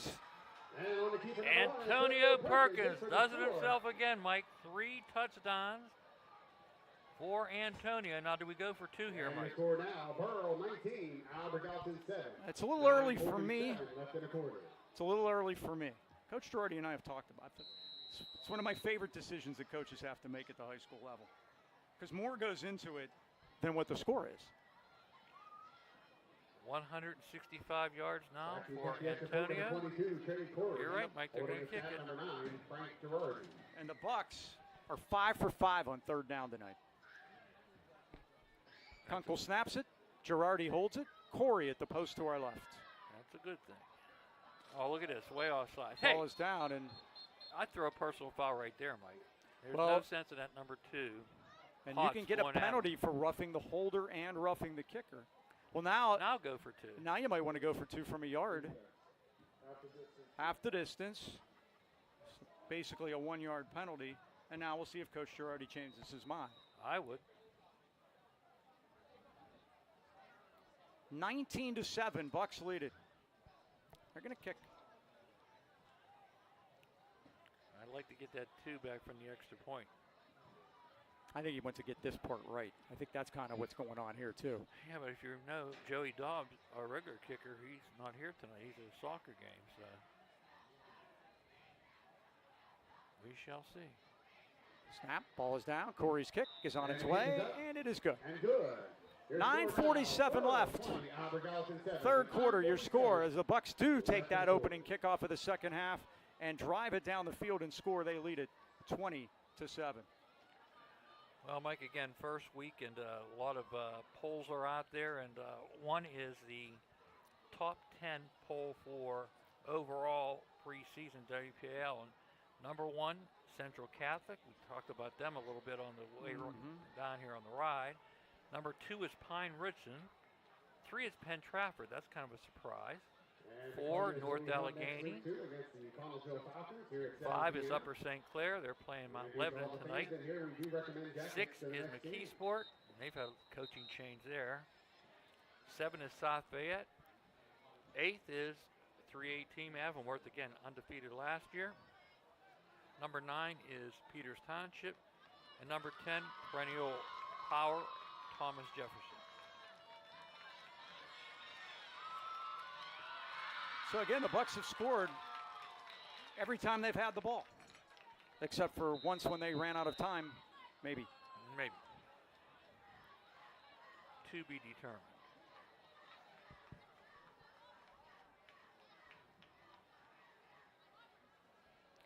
James Walton ball outside. Thanks to Aviana Perkins for stopping by at halftime. Here's the kickoff.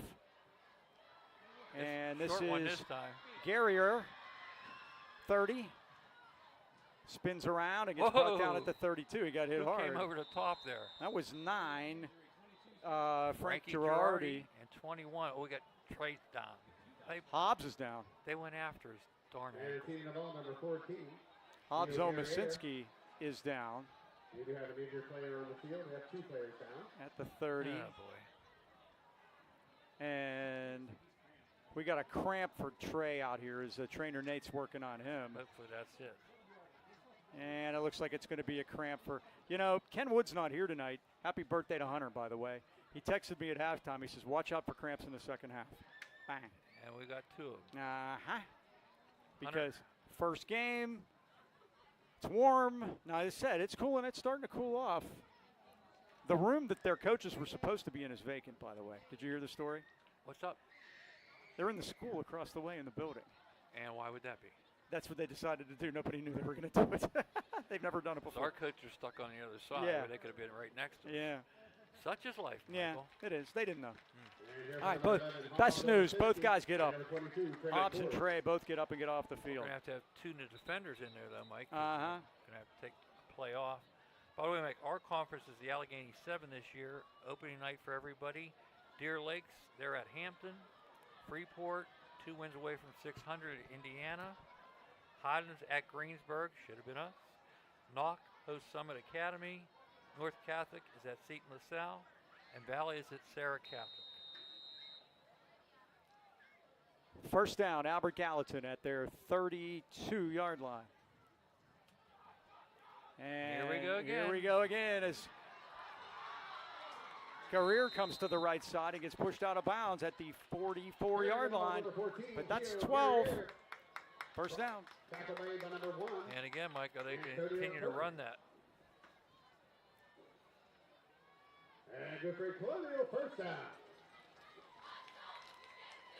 And they have been very successful getting to the edge. All placed about the 44-yard line to the Colonial. See if they run it again. Jamison with the signals. Jamison's There going we to go. pitch it, and here comes Bollinger to the near side, but the Bucs are there this time. Number 4, Clayton Bollinger. Who got down on the ground? Nice They on did. Nice Jones. on Jones. Got down there, got low, and that's where you get your man.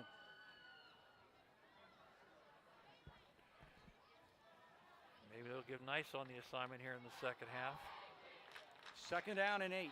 4 yards that time for Bollinger. Second down and 8 for the Colonial. Ball to 46 yards for the Albert Gallatin. Bucs lead it 20-7. 8:34 left third quarter. We got another cramp. Who's it this time? This is Rocco Giannetti is down, and this is going to be looks like it's going to be a thing now. Yeah, get some water in 'em. Bananas. Yep. Like our conference last year, Freeport and Highlands were both 8-4. Imani Christian, who won the conference, is no longer with us. Right, they are now Propel something or another. Propel Braddock, Imani Hit- Christian. There you go. North Catholic comes in, Mike. They were 9-4. And they come over from 3A, stay in 3A, but just come over. Right. Deer Lakes was 2-8.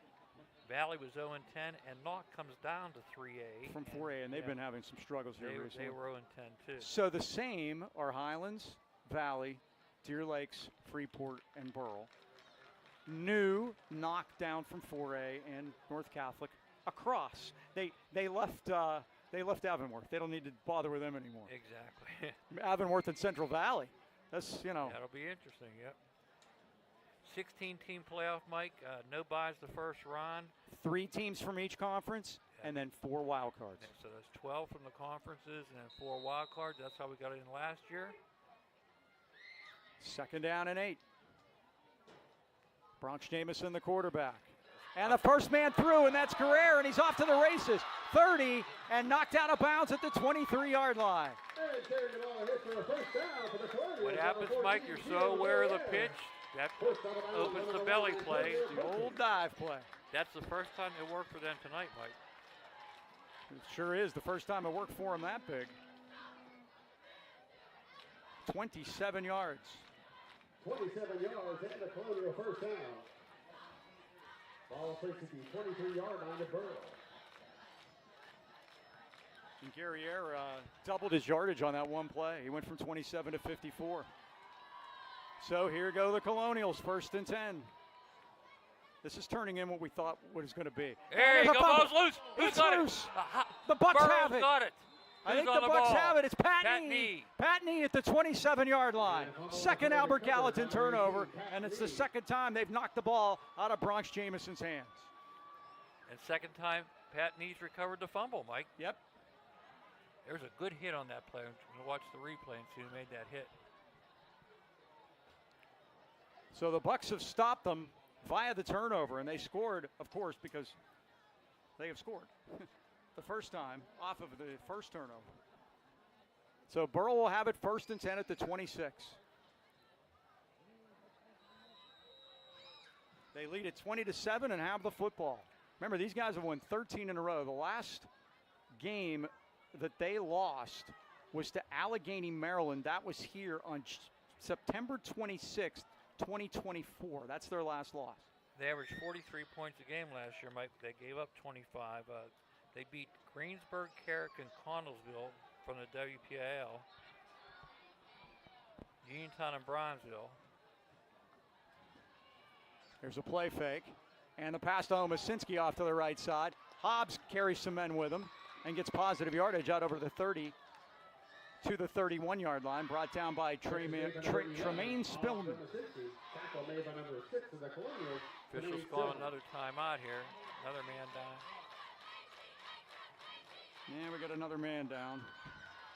It's Hobbs again with another cramp. The ball's at the 31, so the gain is 5. 2nd and 5.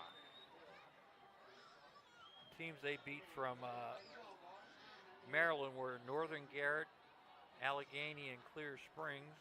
And they headed to West Virginia and beat Hedgesville and Weirton. That's how they were 10-0 last year, Mike. Yeah, and again, since they were playing independent, there were no playoffs for them. And so they decided to come back into the Whitfield this year. And I said they brought friends with them. Uniontown, Brownsville, and Connellsville also came back into the WPIAL. So these teams sometimes left up. Butler's done that for a while, and on the football side. So got news on the way down that Sam Albert is going to be coaching at Butler this year. He was the head coach at Butler many moons ago. Left Pine Richland after a few years. One thing he said about Butler, that they had 4 junior highs, Mike. So one thing that made it tough when he went to Butler, you had 4 middle school quarterbacks coming in thinking they were going to be the man. Yes. Yeah. And you had to disappoint 3 of them, and he said it's really tough to deal with. So again, sometimes a wealth of talent can be a problem. I'll take my chances. 2nd and 5 now for Burrell. Of course, Hobbs Omasinski out of the game. Pat Nee's in as one of the split receivers to the right. 2nd and 5. Also split out to the left, is Nate Coudray, freshman. Oh, he left early. He did, and there's the flag, and that was Josh Bivens. So that 5 yards is going right back. You can see they got some young guys out there on the receiver spots right now. They're beat up already. I saw our AD Brian Fair at halftime, former referee, and he just shrugged his shoulders about the last play. He won't criticize. He won't criticize. That tells you all you need to know. He said he'd like to see it. I said, well, I saw it a few times. So we're back to 2nd and 10 after the 5-yard false start. 7:20 time left, 3rd quarter. Burrell 20, Albert Gallatin 7. Perkins gonna try to get outside to the right. Now he cuts it back in. There's not much room this time. Still moving. He's still going though. And he got 5 yards. You talk about on your own second effort. He is one tough. Antonio Perkins, yep. He is one tough hombre. 9 carries, 170 yards now. They got third down. So it's 3rd and 5. So this is like, yeah, we go up 5, we go back 5, we go up. A couple Albert Gallatin kids coming off. Chris Bauer, Mike, they look like they're gassed too. Again, well, it's warm. And here in the second half, what's happened? Burrell's had the ball for 11 plays, and Albert Gallatin's had it for 3. So turn the tables a little bit. 3rd and 5 to go. Trey Corey back in at running back. And Perkins Wanted gonna throw. run it. 35, first down to Oh, the just 40. see him bull somebody over. Oh my goodness, he hit Bobby Panos so hard his kids will be born dizzy. He delivered the blow over there. And they're going to need some attention for him over at the Burrell bench right now. Perkins. Put the wood to him, Mike. And He he's did. on offense. How many are going to give him there? And trainer Nate's over there taking care of him until Albert Gallatin's guys can get across the field. So they're going to move the ball to the 39. It's an 8-yard gain and a first down.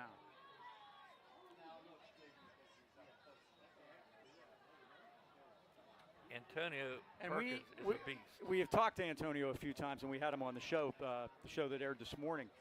He's gotten bigger.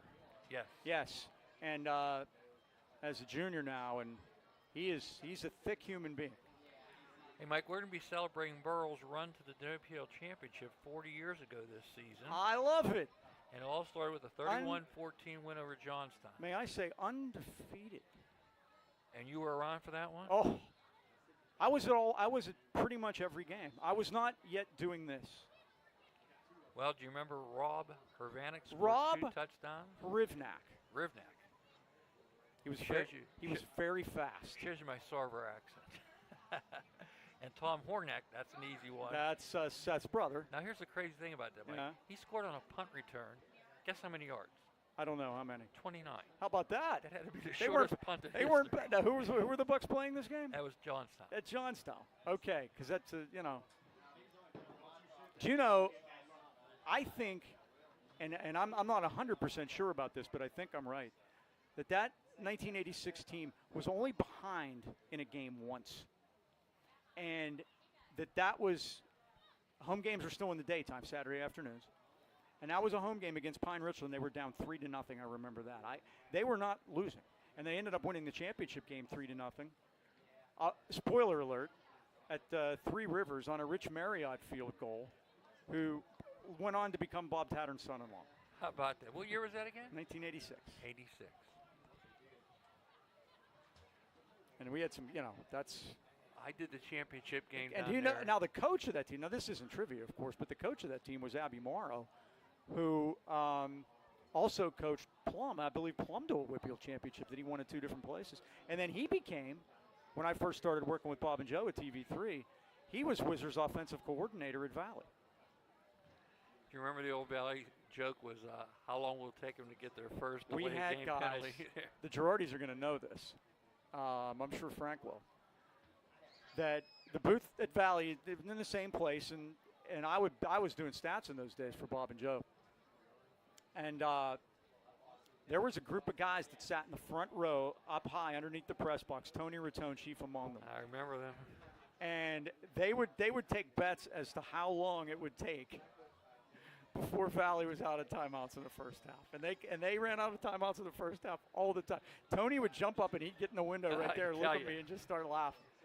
Now the Burrell kids are doing something smart, Mike. They're stretching. Yes, which we they never should got be. to stretch at halftime. No.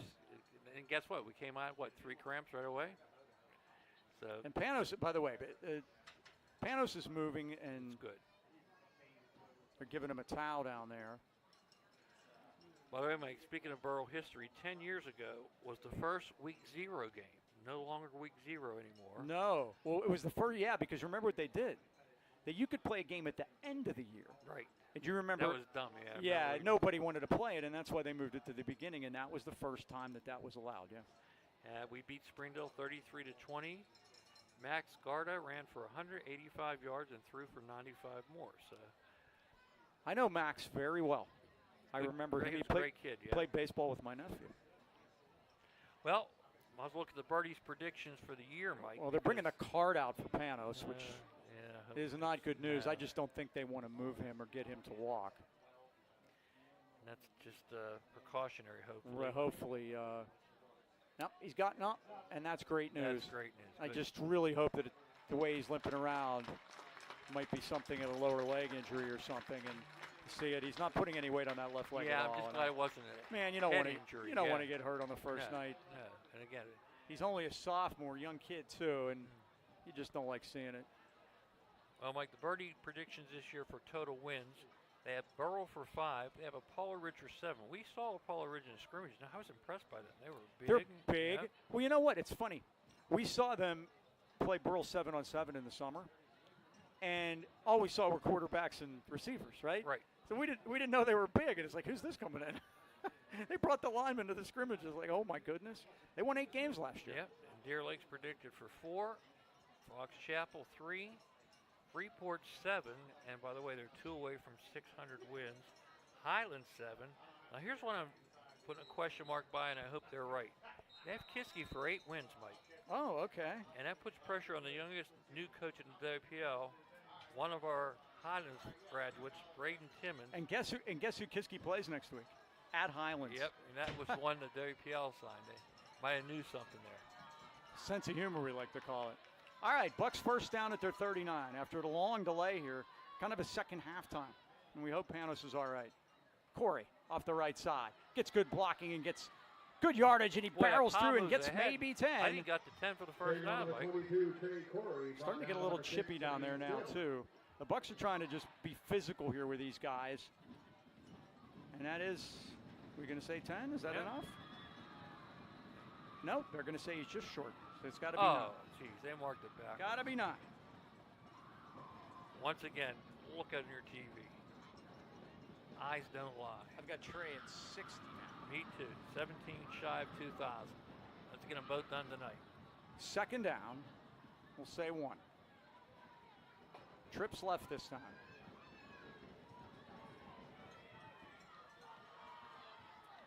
And Perkins is going to throw it with a second and short. Perkins going to fire it deep. He's got a man down there, and it's incomplete. It was Fabian Wilson. He had beaten double coverage, but the pass was just a little bit overthrown. Wow. You know, Braden Timmons, Mike, after he left Highlands, went on to play at Westminster, and he was the PAC Defensive Player of the Year 2 years in a row. He's a great defensive end for them up there. And now we have another cramp issue. This time it's Albert Gallatin. Trainer Nate, first man on the scene. Knock, they predict break the Schneiden win 3 this year. Leechburg got some talent, Mike. They're predicted for 7 wins. Did you say that Braylon Lovelace was named one of Pitt's captains? He's a good kid, yep. Plum predicted for 6. Riverview playing night games, Mike. They're going to win 5 according to the birdie. And Springdale and Valley also going to get off the Schneid according to the birdie. They're both going to win 1.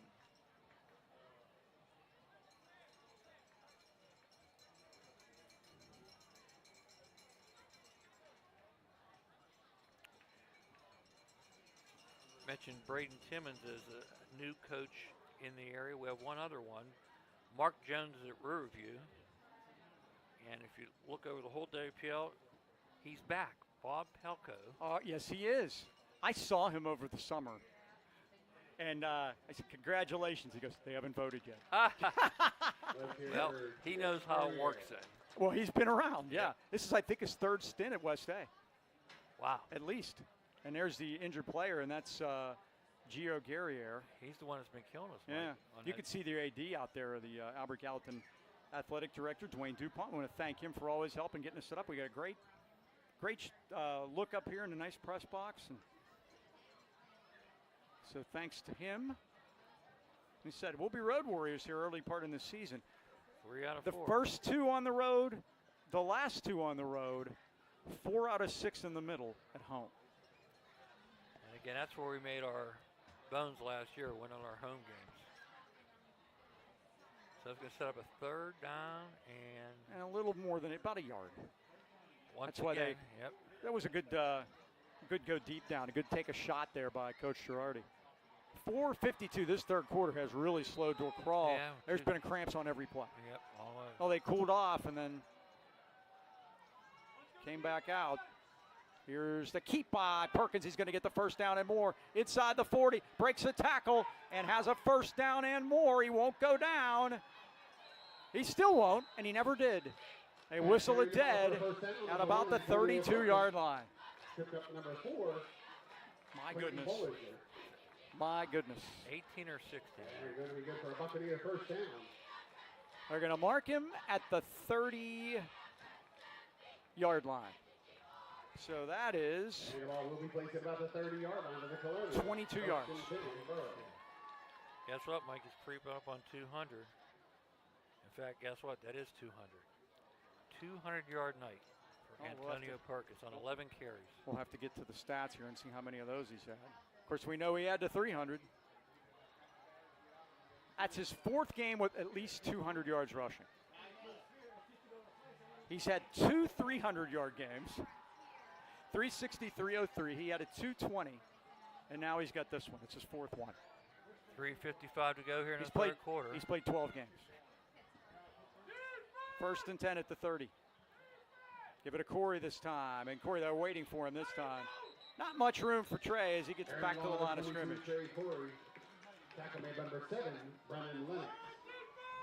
And I think this is what Dom wants to do right now, is just wind the clock and be physical. Yep. Gave it a yard on the play. Burrell comes in this year, Mike, with overall record 309 wins, 296 losses, and 9 ties. Yes, there used to be ties back in the day. It is their 62nd season of football. First ever meeting between these two schools, by the way. They gave Trey a yard there, Mike. Yes, they did. 2nd and 9. Clock winding down to 3 minutes, third quarter.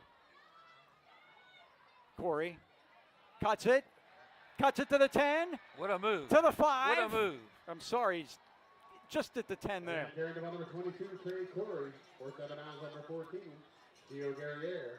19, Mike? From the 29. First down. Let's see, they're going to put it at the 11-yard line. So we got 18 yards. 79 yards. That's it, Mike.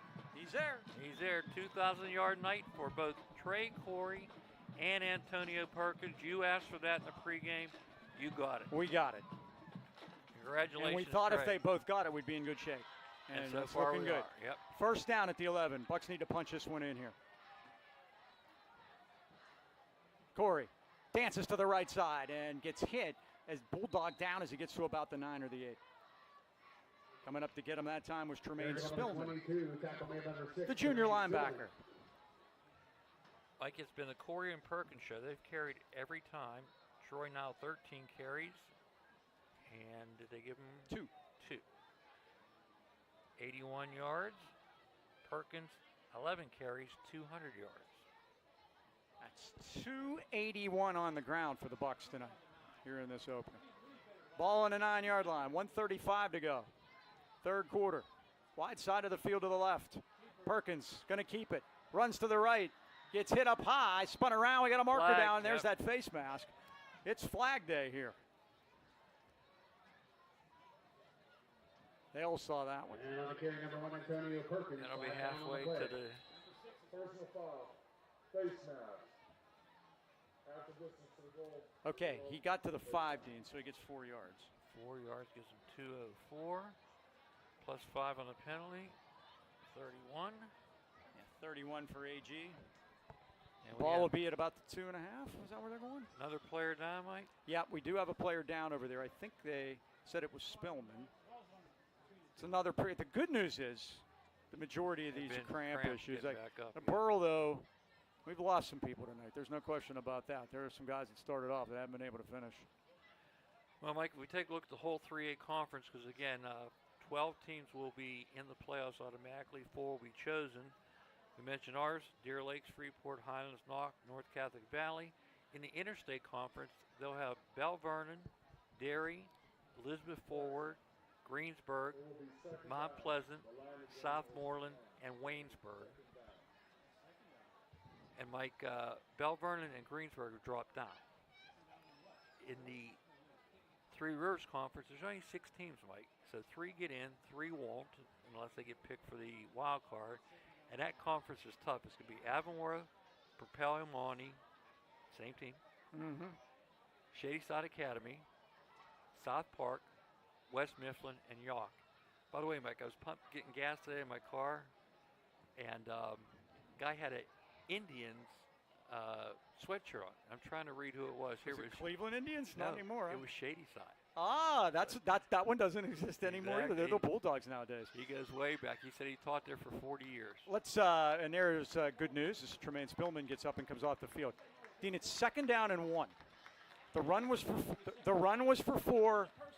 The penalty was 5 yards, but the personal foul's not an automatic first down unless it's roughing the kicker, roughing the passer, or roughing the holder. We like to get that in on week 1. There you go. There. Now you guys take notes on that. There'll be a quiz in like week 8. We'll be right with you on that. All right, 2nd and 1 at the 2. So that opens up the playbook for Dom Girardi here. 1:27 left, third quarter. Bucs lead at 20-7.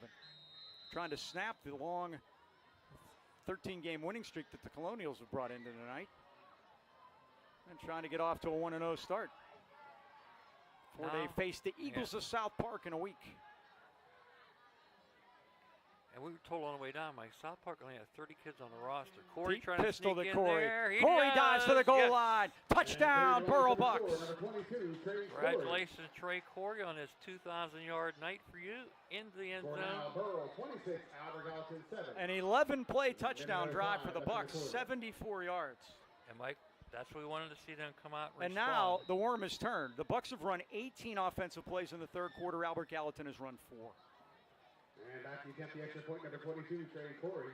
Holding the snap, number 9, Frank Girardi. Hunter Kunkel snaps it. Frank Girardi holds it. And Trey Corey will try for the point at the post to our left. 26-7, the Bucs lead it. Low snap, Corey picks it up. He He's just going to let it Jesus, go. I don't want to see that. No. And that was an Albert Gallatin player going for the football. Good. So a couple of snap issues here. Yeah, I got to clean that up, Mike. Yep. It's going to be important. Corey's Coming up. made both of the ones he's got a chance to kick, so that's the most important thing. My question is, why isn't Lucas Hinkins? Logan Heekins. Logan Lucas. I did it. There we go. Uncle Nah. Lucas. He's going to be happy. He All right. we know he loves getting mentioned. Yep, and let's talk about B&E Home Renovations. Do you have a vision to improve your home? Maybe Lucas can come and snap him. He ain't ever eligibility left. Do you have a vision to improve your home and no one to help you achieve it? Or you find a contractor and the work they deliver is unsatisfactory? You can put those concerns aside when you call your neighbor, B&E Home Renovations. With over 25 years of experience, we deliver excellent results in every project.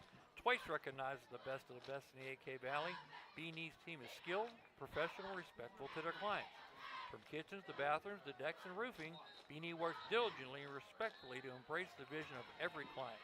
Make your vision a reality today and call 724-351-3172 to set up a free estimate or visit BeNeHomeRenovations.com. B&E Home Renovations, where the B is always busy. And again, we thank all of our sponsors for being with us here for another year, year 2. We'll be here for the football season. We'll have basketball. We're going to do 5 boys, 5 girls, all the section home games we're going to do this year. Yep. So we're adding. And guess what? Trey's still out there kicking. God Of course bless. he is. That kid is a warrior. Back deep for the Colonials, Tavian Potts standing on the 10-yard line. And Corey's going to angle this one to the far side of the field. And it comes right to Guerriere. And the Bucs have him. And down he goes. Good to see him out there, Mike. He was injured earlier. In there for the Bucs, new man, Xander Kemp, freshman. Yep. We have a good freshman group coming up, Mike. Your son told me at halftime we got a lot of JVs out there playing right now, and it's, we're going deep through the roster here on night 1. And speaking of JVs, Mike, they'll be playing tomorrow at 10 a.m. I'll be doing the field announcing if you want to come out and see the JVs. I think, again, exciting group coming up. We mentioned 25 in the middle school program, so hopefully good things happening for the Burrell Bucs. A drive for the Bucs, 11 plays, 7 minutes and 8 seconds. Here's the old pitcheroo. And here comes our man, Clayton Bollinger, to the near side of the field, and he gets thrown down by Trey Corey as he crosses the 50-yard line. And Corey's slow to get up. Looks like he's cramping. And that's the end. Well, it's not the end of the third quarter. They're just going to take a timeout. Play was out of bounds. So it's first down. And hopefully it is just a cramp. 21 yards on the run. And that's going to put Bollinger close. No, it puts Bollinger there. He's got 100. Nice sportsmanship job by Taven Potts. He gave Corey water. Water and bananas. There you go. Mike, the other 3A conference we didn't mention was also loaded, Mike. West Hills Conference. Aliquip has come down to 3A. Ambridge, Beaver, perennial playoff team. Elwood City and Hopewell, watch out for them. Bob Pompiani's pushing them big time. By the way, quarterback. The man on the left is earning his money tonight, Nate Stroke. Yes, he sure is. Saw Nate loading up beforehand. Hopefully he got some Gatorade in that, those bottles. And Our Lady of Sacred Heart, Mike, they're coming up to 3A. So that's the potential 3A competition when it comes to the playoffs. So first down, Gallatin across the 50-yard line now at the Burrell 48. Mike, it looks like Brock Jameson's cramping up too. He keeps grabbing it. Jaron Martin in on that defensive line.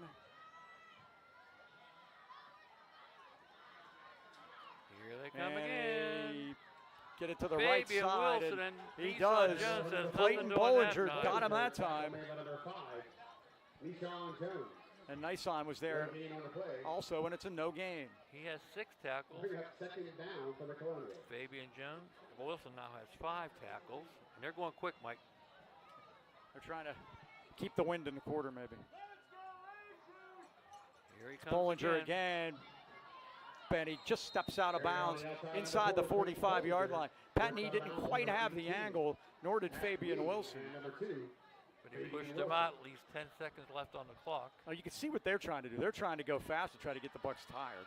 Mike, they don't have 1 yard passing tonight. Have they attempted a pass tonight? 1, incomplete. When you get down 26-7, that's a tough thing. Well, that's why they're speeding it up. 10 seconds left of the third quarter. Bucs lead at 28-7. Hey, we'll be giving you the answer to the trivia question here that we have on Inside Burrell Football, presented by the Boucher Agency. Up the middle this time. Oh. Nope. And this time Bollinger's hitting the backfield. Nice on Jones. Did a great job of diagnosing that play, and there is a loss. Along with Patrick Nee. Also assisting number 18, Pat Nee. Clayton Bollinger lost his helmet on that one, Mike. We're going to call it a 4-yard loss, and that is the end of the third quarter at Albert Gallatin with the score. The Burrell Bucs 26 and Albert Gallatin 7. Well, let's talk about the Wireless Zone. They're the largest independent Verizon wireless franchise in America. Our stores offer competitive prices on today's most popular smartphones and devices, available on the best network with award-winning customer service. Let me tell you about customer service. I tried. You have a first-hand experience. Brian Farrer, our AD, sent me something about Albert Gallatin, and it had to be opened in a PDF file.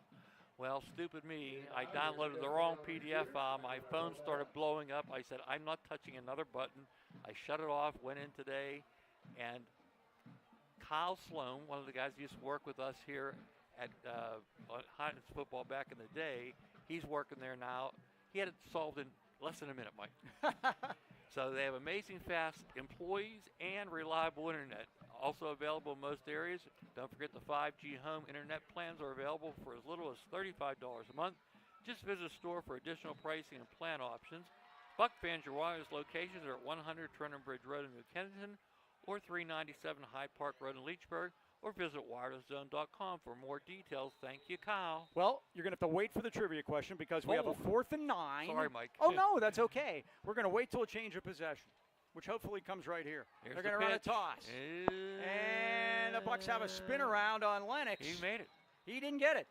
Lennox is hit at the 39-yard line. I believe he's a yard short. Heekins came in there to get him, and the ball will go to Burrell. Bucs have held. How about that? I love to be wrong when it comes to things like that. He needed 9. He got 8. And Burrell takes over 1st and 10 on their 39. And here was the question. The question was, Albert Gallatin is the longest serving Secretary of Treasury in U.S. history for 15 years. Under what 2 presidents did he serve? And the answer is Thomas Jefferson and James Madison. I guess Dolly approved. I got a question after I that mean Dolly question. Madison, not Dolly Parton. Flag's half staff here tonight, by the way. Well deserved. Yes. Tell me somebody didn't like her. There's Nice Nice Jones. on Jones, and he almost took the umpire with him. He gets 11 on that, Mike. He almost took the umpire with him. I mean, he barely got out of the way. Here's my question. What 2 presidents lasted 15 years? Well, I think he left.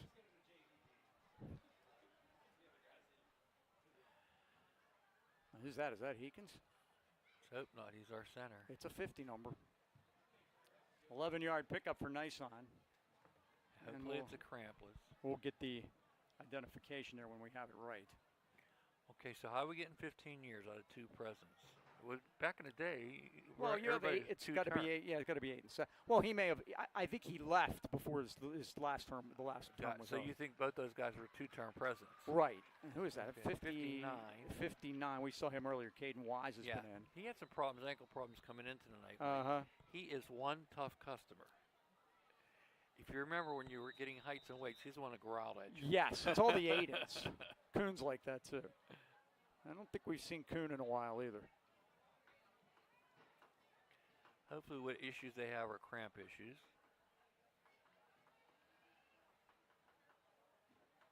First down, Bucs at the 50-yard line. So thanks to the Bouchers and all their help with trivia and all, and we'll be back with a new one next week for South Park. On Inside Burrell Football next Friday at 10. Will that involve Trey Parker at all? No, not. It's not Cartman related. Antonio, get down. Uh-oh. Just get He's down. coming to the near side of the field. It's amazing. He needs some help. He just won't go down. He's at the 40-45. Step out of bounds. How He goes about out that, of Mike? bounds. And he lost a yard on it? I think he was just tired. I think he's smart to get out of bounds. 56 for the Colonials comes limping to the sideline. Pearson Turner. And we have a marker down. Way over there. Probably some sort of a crackback, something or another. Yeah, Perkins got it back to the 48. We'll see what the penalty is. So he lost 2, but referee, of course, tonight is Mark Mizrak. Don't know if he's any relation to Steve Mizrak, the great pool player. Okay, here we go.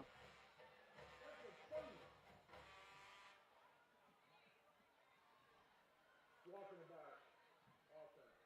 10-yard penalty. Replay. 10-yard penalty. So what do we do with your So yardage there? nothing. No, it didn't happen. It's 10 yards on the penalty. And it's 1st and 20 at the 40. And now they bring up 1st and 20 for the Buccaneers. Ball placed at the 40-yard line of Burrell.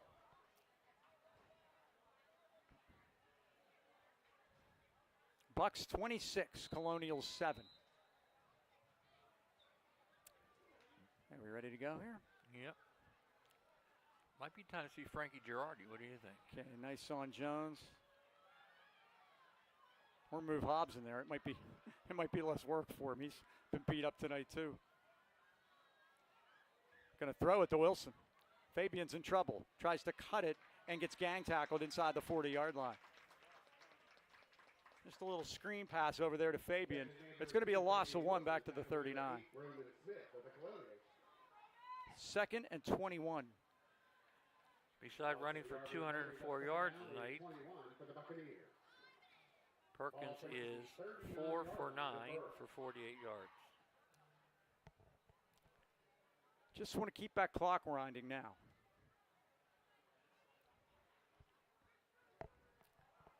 Second down and 21. This has been a long game.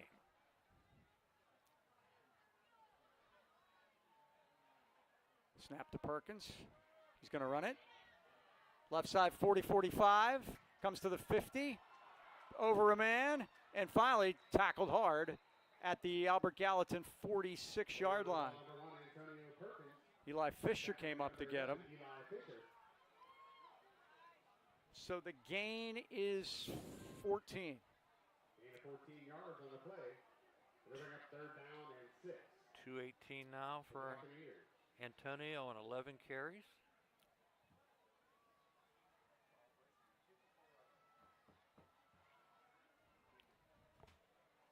So this is third, might be his third highest rushing output. Now he needs a couple yards to get past the North Catholic playoff game, which he had 220. Trips left. Bivens down on the right. Long count. Bucs using the play clock. Antonio's looking at the back judge here. Still hasn't put the arm up in the air. There's the snap. And to give the nice on. Trying to get forward. He's going to be close, but he's not going to get there. They're going to get him at about the 43-yard line. Lennox in there to make the stop. It's going to be fourth down, and we'll see. How many do you have, Nice on 4 total? Well, let's see what he got there. He got 3 more. 14 for 2 carries. Mike, I gave him a tackle instead of yards. 2 carries, 14. It's at the 43. It's fourth down and fourth and 3. Looks like the Bucs are going to go for it. No punts for you. They may let the play clock run all the way down to 1 second and then call timeout. We'll see. Again, 7:45 remaining. With no play clock, you're looking at the guy at the black hat. He'll signal when there's 5? Start at 5, right? There's movement. Ooh, that's offside. Yeah. That'll be a first. That's a first down. There you go. We'll take it. A little cadence by Tone.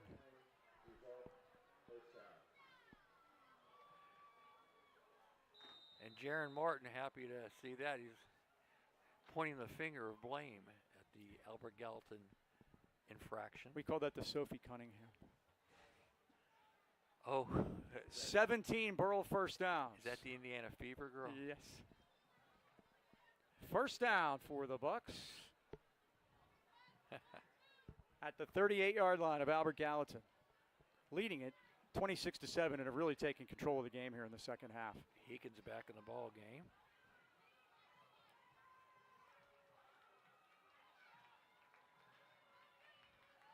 Snap to Perkins. Give the nice on Jones.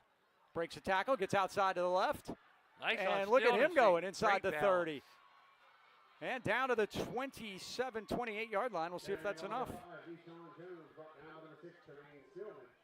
Is it a first down or no? I think it's going to be just a little bit short. Give him 9.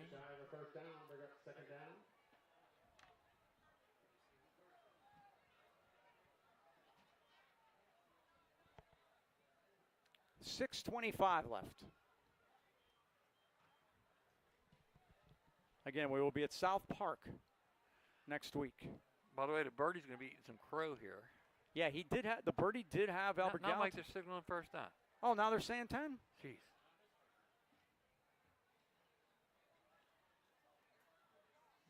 I owe nice on one. Ooh, little movement in the middle there, but again, no flags.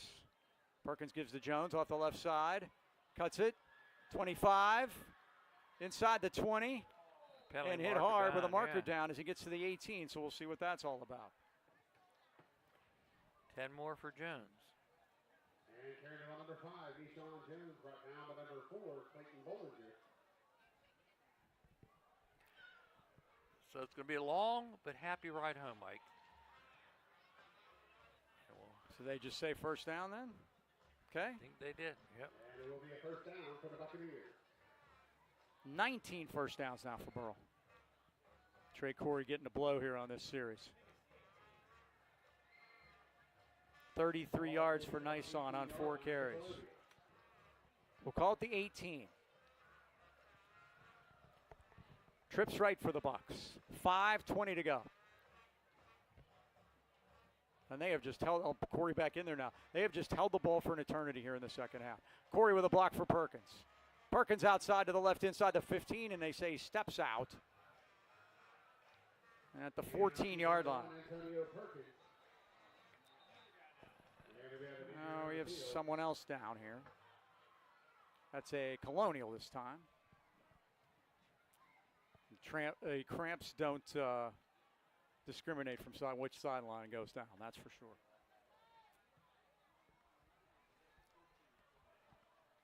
So we mentioned South Park next week, and then we will have Greensburg-Salem for the home opener.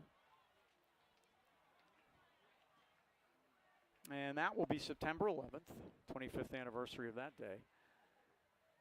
And then we'll go to Bell Vernon on the 18th to finish up the non-conference schedule. And again, another good break, I think, is getting all the non-conference games at the beginning of the season and not having them, interspersed amongst your conference games.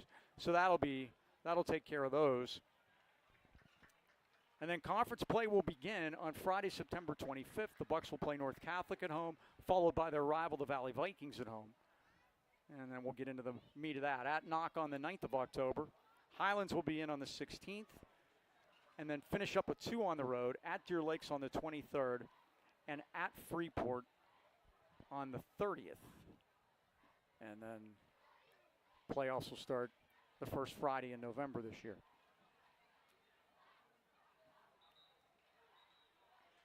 And the cramp issue continues. Antonio Perkins has hit the Karen Valentine tonight. He's got 222 yards. Yep.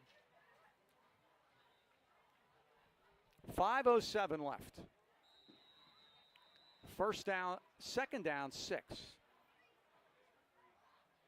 At the 14-yard line. Nyson Jones is back in there.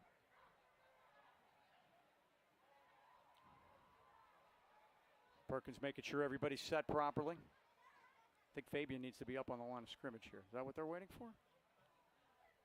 Or is he watching the official to get... Now he's got him set. There's the snap, and the give to Jones off the left side. Jones spins into the middle, gets to the 10, to the 5, and gets it all the way down to the 1-yard line. Nice on Jones. He needs some quality time at running back. 13 for him.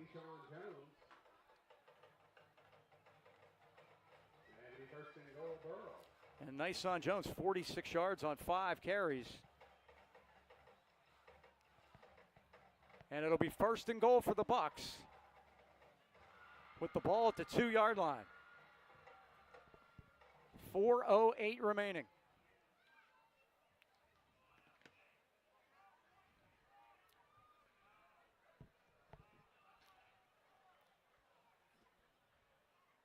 They go pistol this time. And Perkins taking his good old time.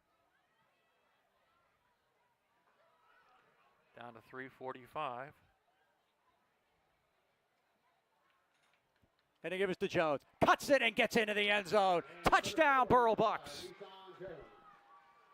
Man, Mike, after that opening drive, you thought it would be closer than this, but Burrell has just dominated this second half. I think they were kind of mad about what happened right before the half, huh? I think you might be right about that. That is a distant memory. And nice on Jones into the end zone. 2-yard touchdown for Nyson. Trey Corey will be in to try the extra point. Girardi will hold it.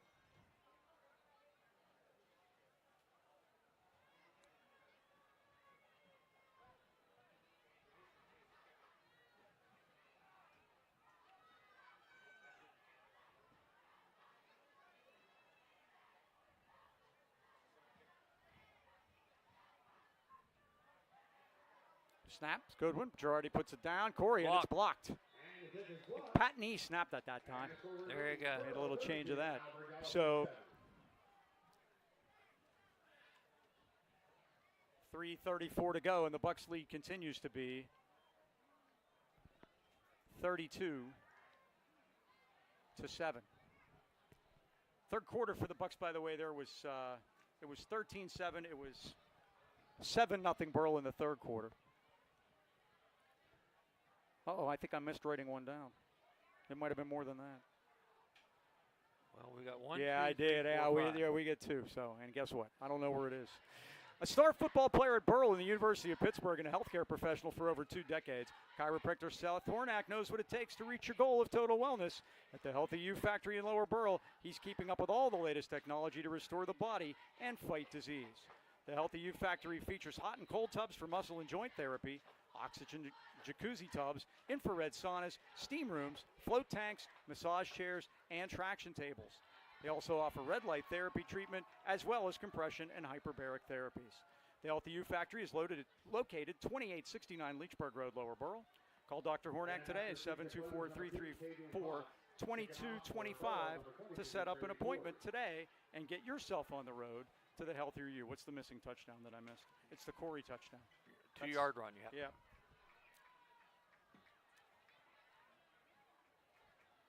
And that was in the third quarter also. 32-7. We have the score right. It's night 1 for all of us, folks.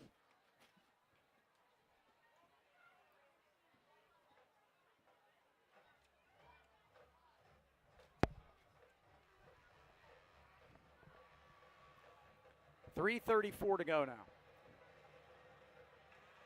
And Corey just kicks a squibble.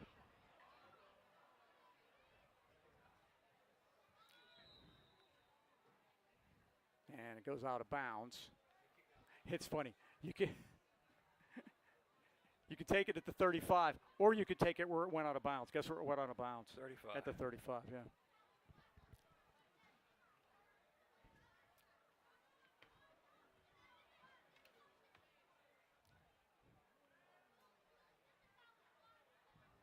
I got a text from a viewer. Systematic drubbing. That's exactly what this has been. Sounds like it. I'm glad everybody out there is enjoying as much as we are. 32-7. We'll have the penalty there on the kickoff out of bounds.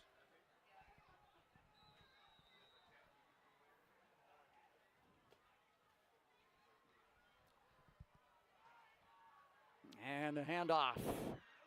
Guess who? Antonio Perkins. He's Comes still up from out his there. safety spot. And he put down Gio Guerriere.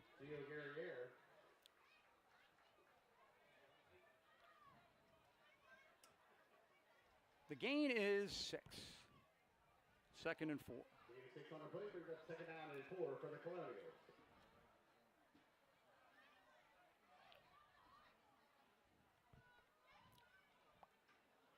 Bronx Jameson's gone all the way at quarterback. He's going to keep it this time and breaks through a tackle and gets it to the 50-yard line. Fumble. The ball got loose there at the end. They're Let's gonna say see. it's done.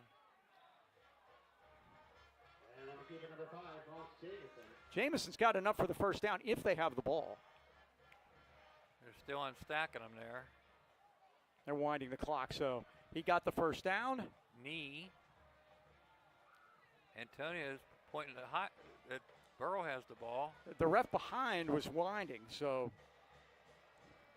Patrick Knee and Jacob Taylor on the stop. Neal must have a third fumble recovery, Mike. that's only Albert Gallatin's third first down of the second half. 2:15 to go. 50-yard line.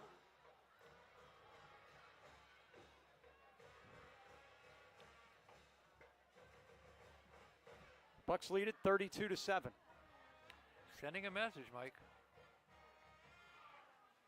And this is Lennox Trey Corey got him. to the 45-yard line. And carrying the head number 7, Brennan Lennox. The Bucs were still honing in on what they were doing. Somebody tackled the quarterback there, even though he had gotten rid of the ball. Nice on Jones also in on that stop.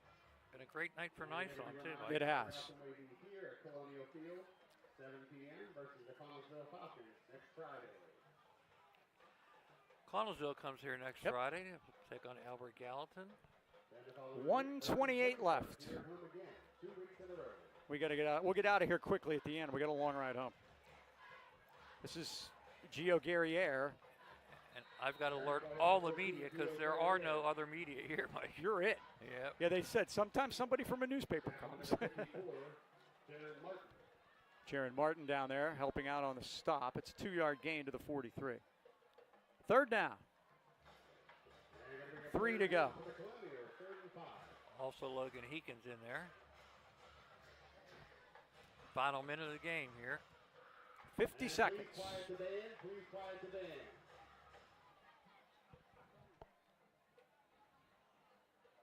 The band is being scolded for playing.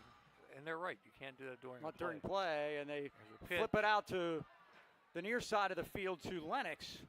And Lennox is hit as he gets to the 40, and he's very close. Rocco Giannetti down there. 31 seconds, and we may be to the end of this here. Along with Jaron Martin. And what do we got? Don't tell me somebody's taking a timeout. The ball's at the 40-yard line. Why are we stopping play? I don't know. Maybe somebody called time. Can't tell you. 28 seconds left.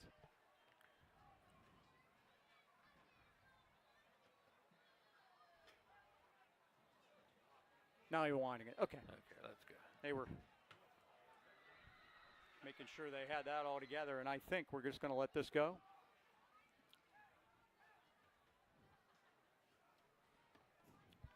And it looks like that's it. 14 seconds. The clock is winding. And this one belongs to the Bucs. Burrell comes on the road to Albert Gallatin and wins the opener. They beat the Colonials 32-7. Dean, final thoughts. Well, Mike, it didn't look good at first, but boy, they came out, especially in that second half, and they outscored the Colonials, shut them out, in fact, 19-0. And again, Second half. onward and upward to South Park. Great way to start, Mike. That's it. It is a great way to start. And Dean, you can't win them all until you win the first one. Thanks You to got it. everybody here. Thanks to James Waltenbaugh and everyone for helping us out. Again, that final score, the Burrell Bucs 32, the Albert Gallatin Colonials 7. For the Dean, Mike Choma, this is Mike Pavlik saying thanks for watching, and until next time, so long, everybody.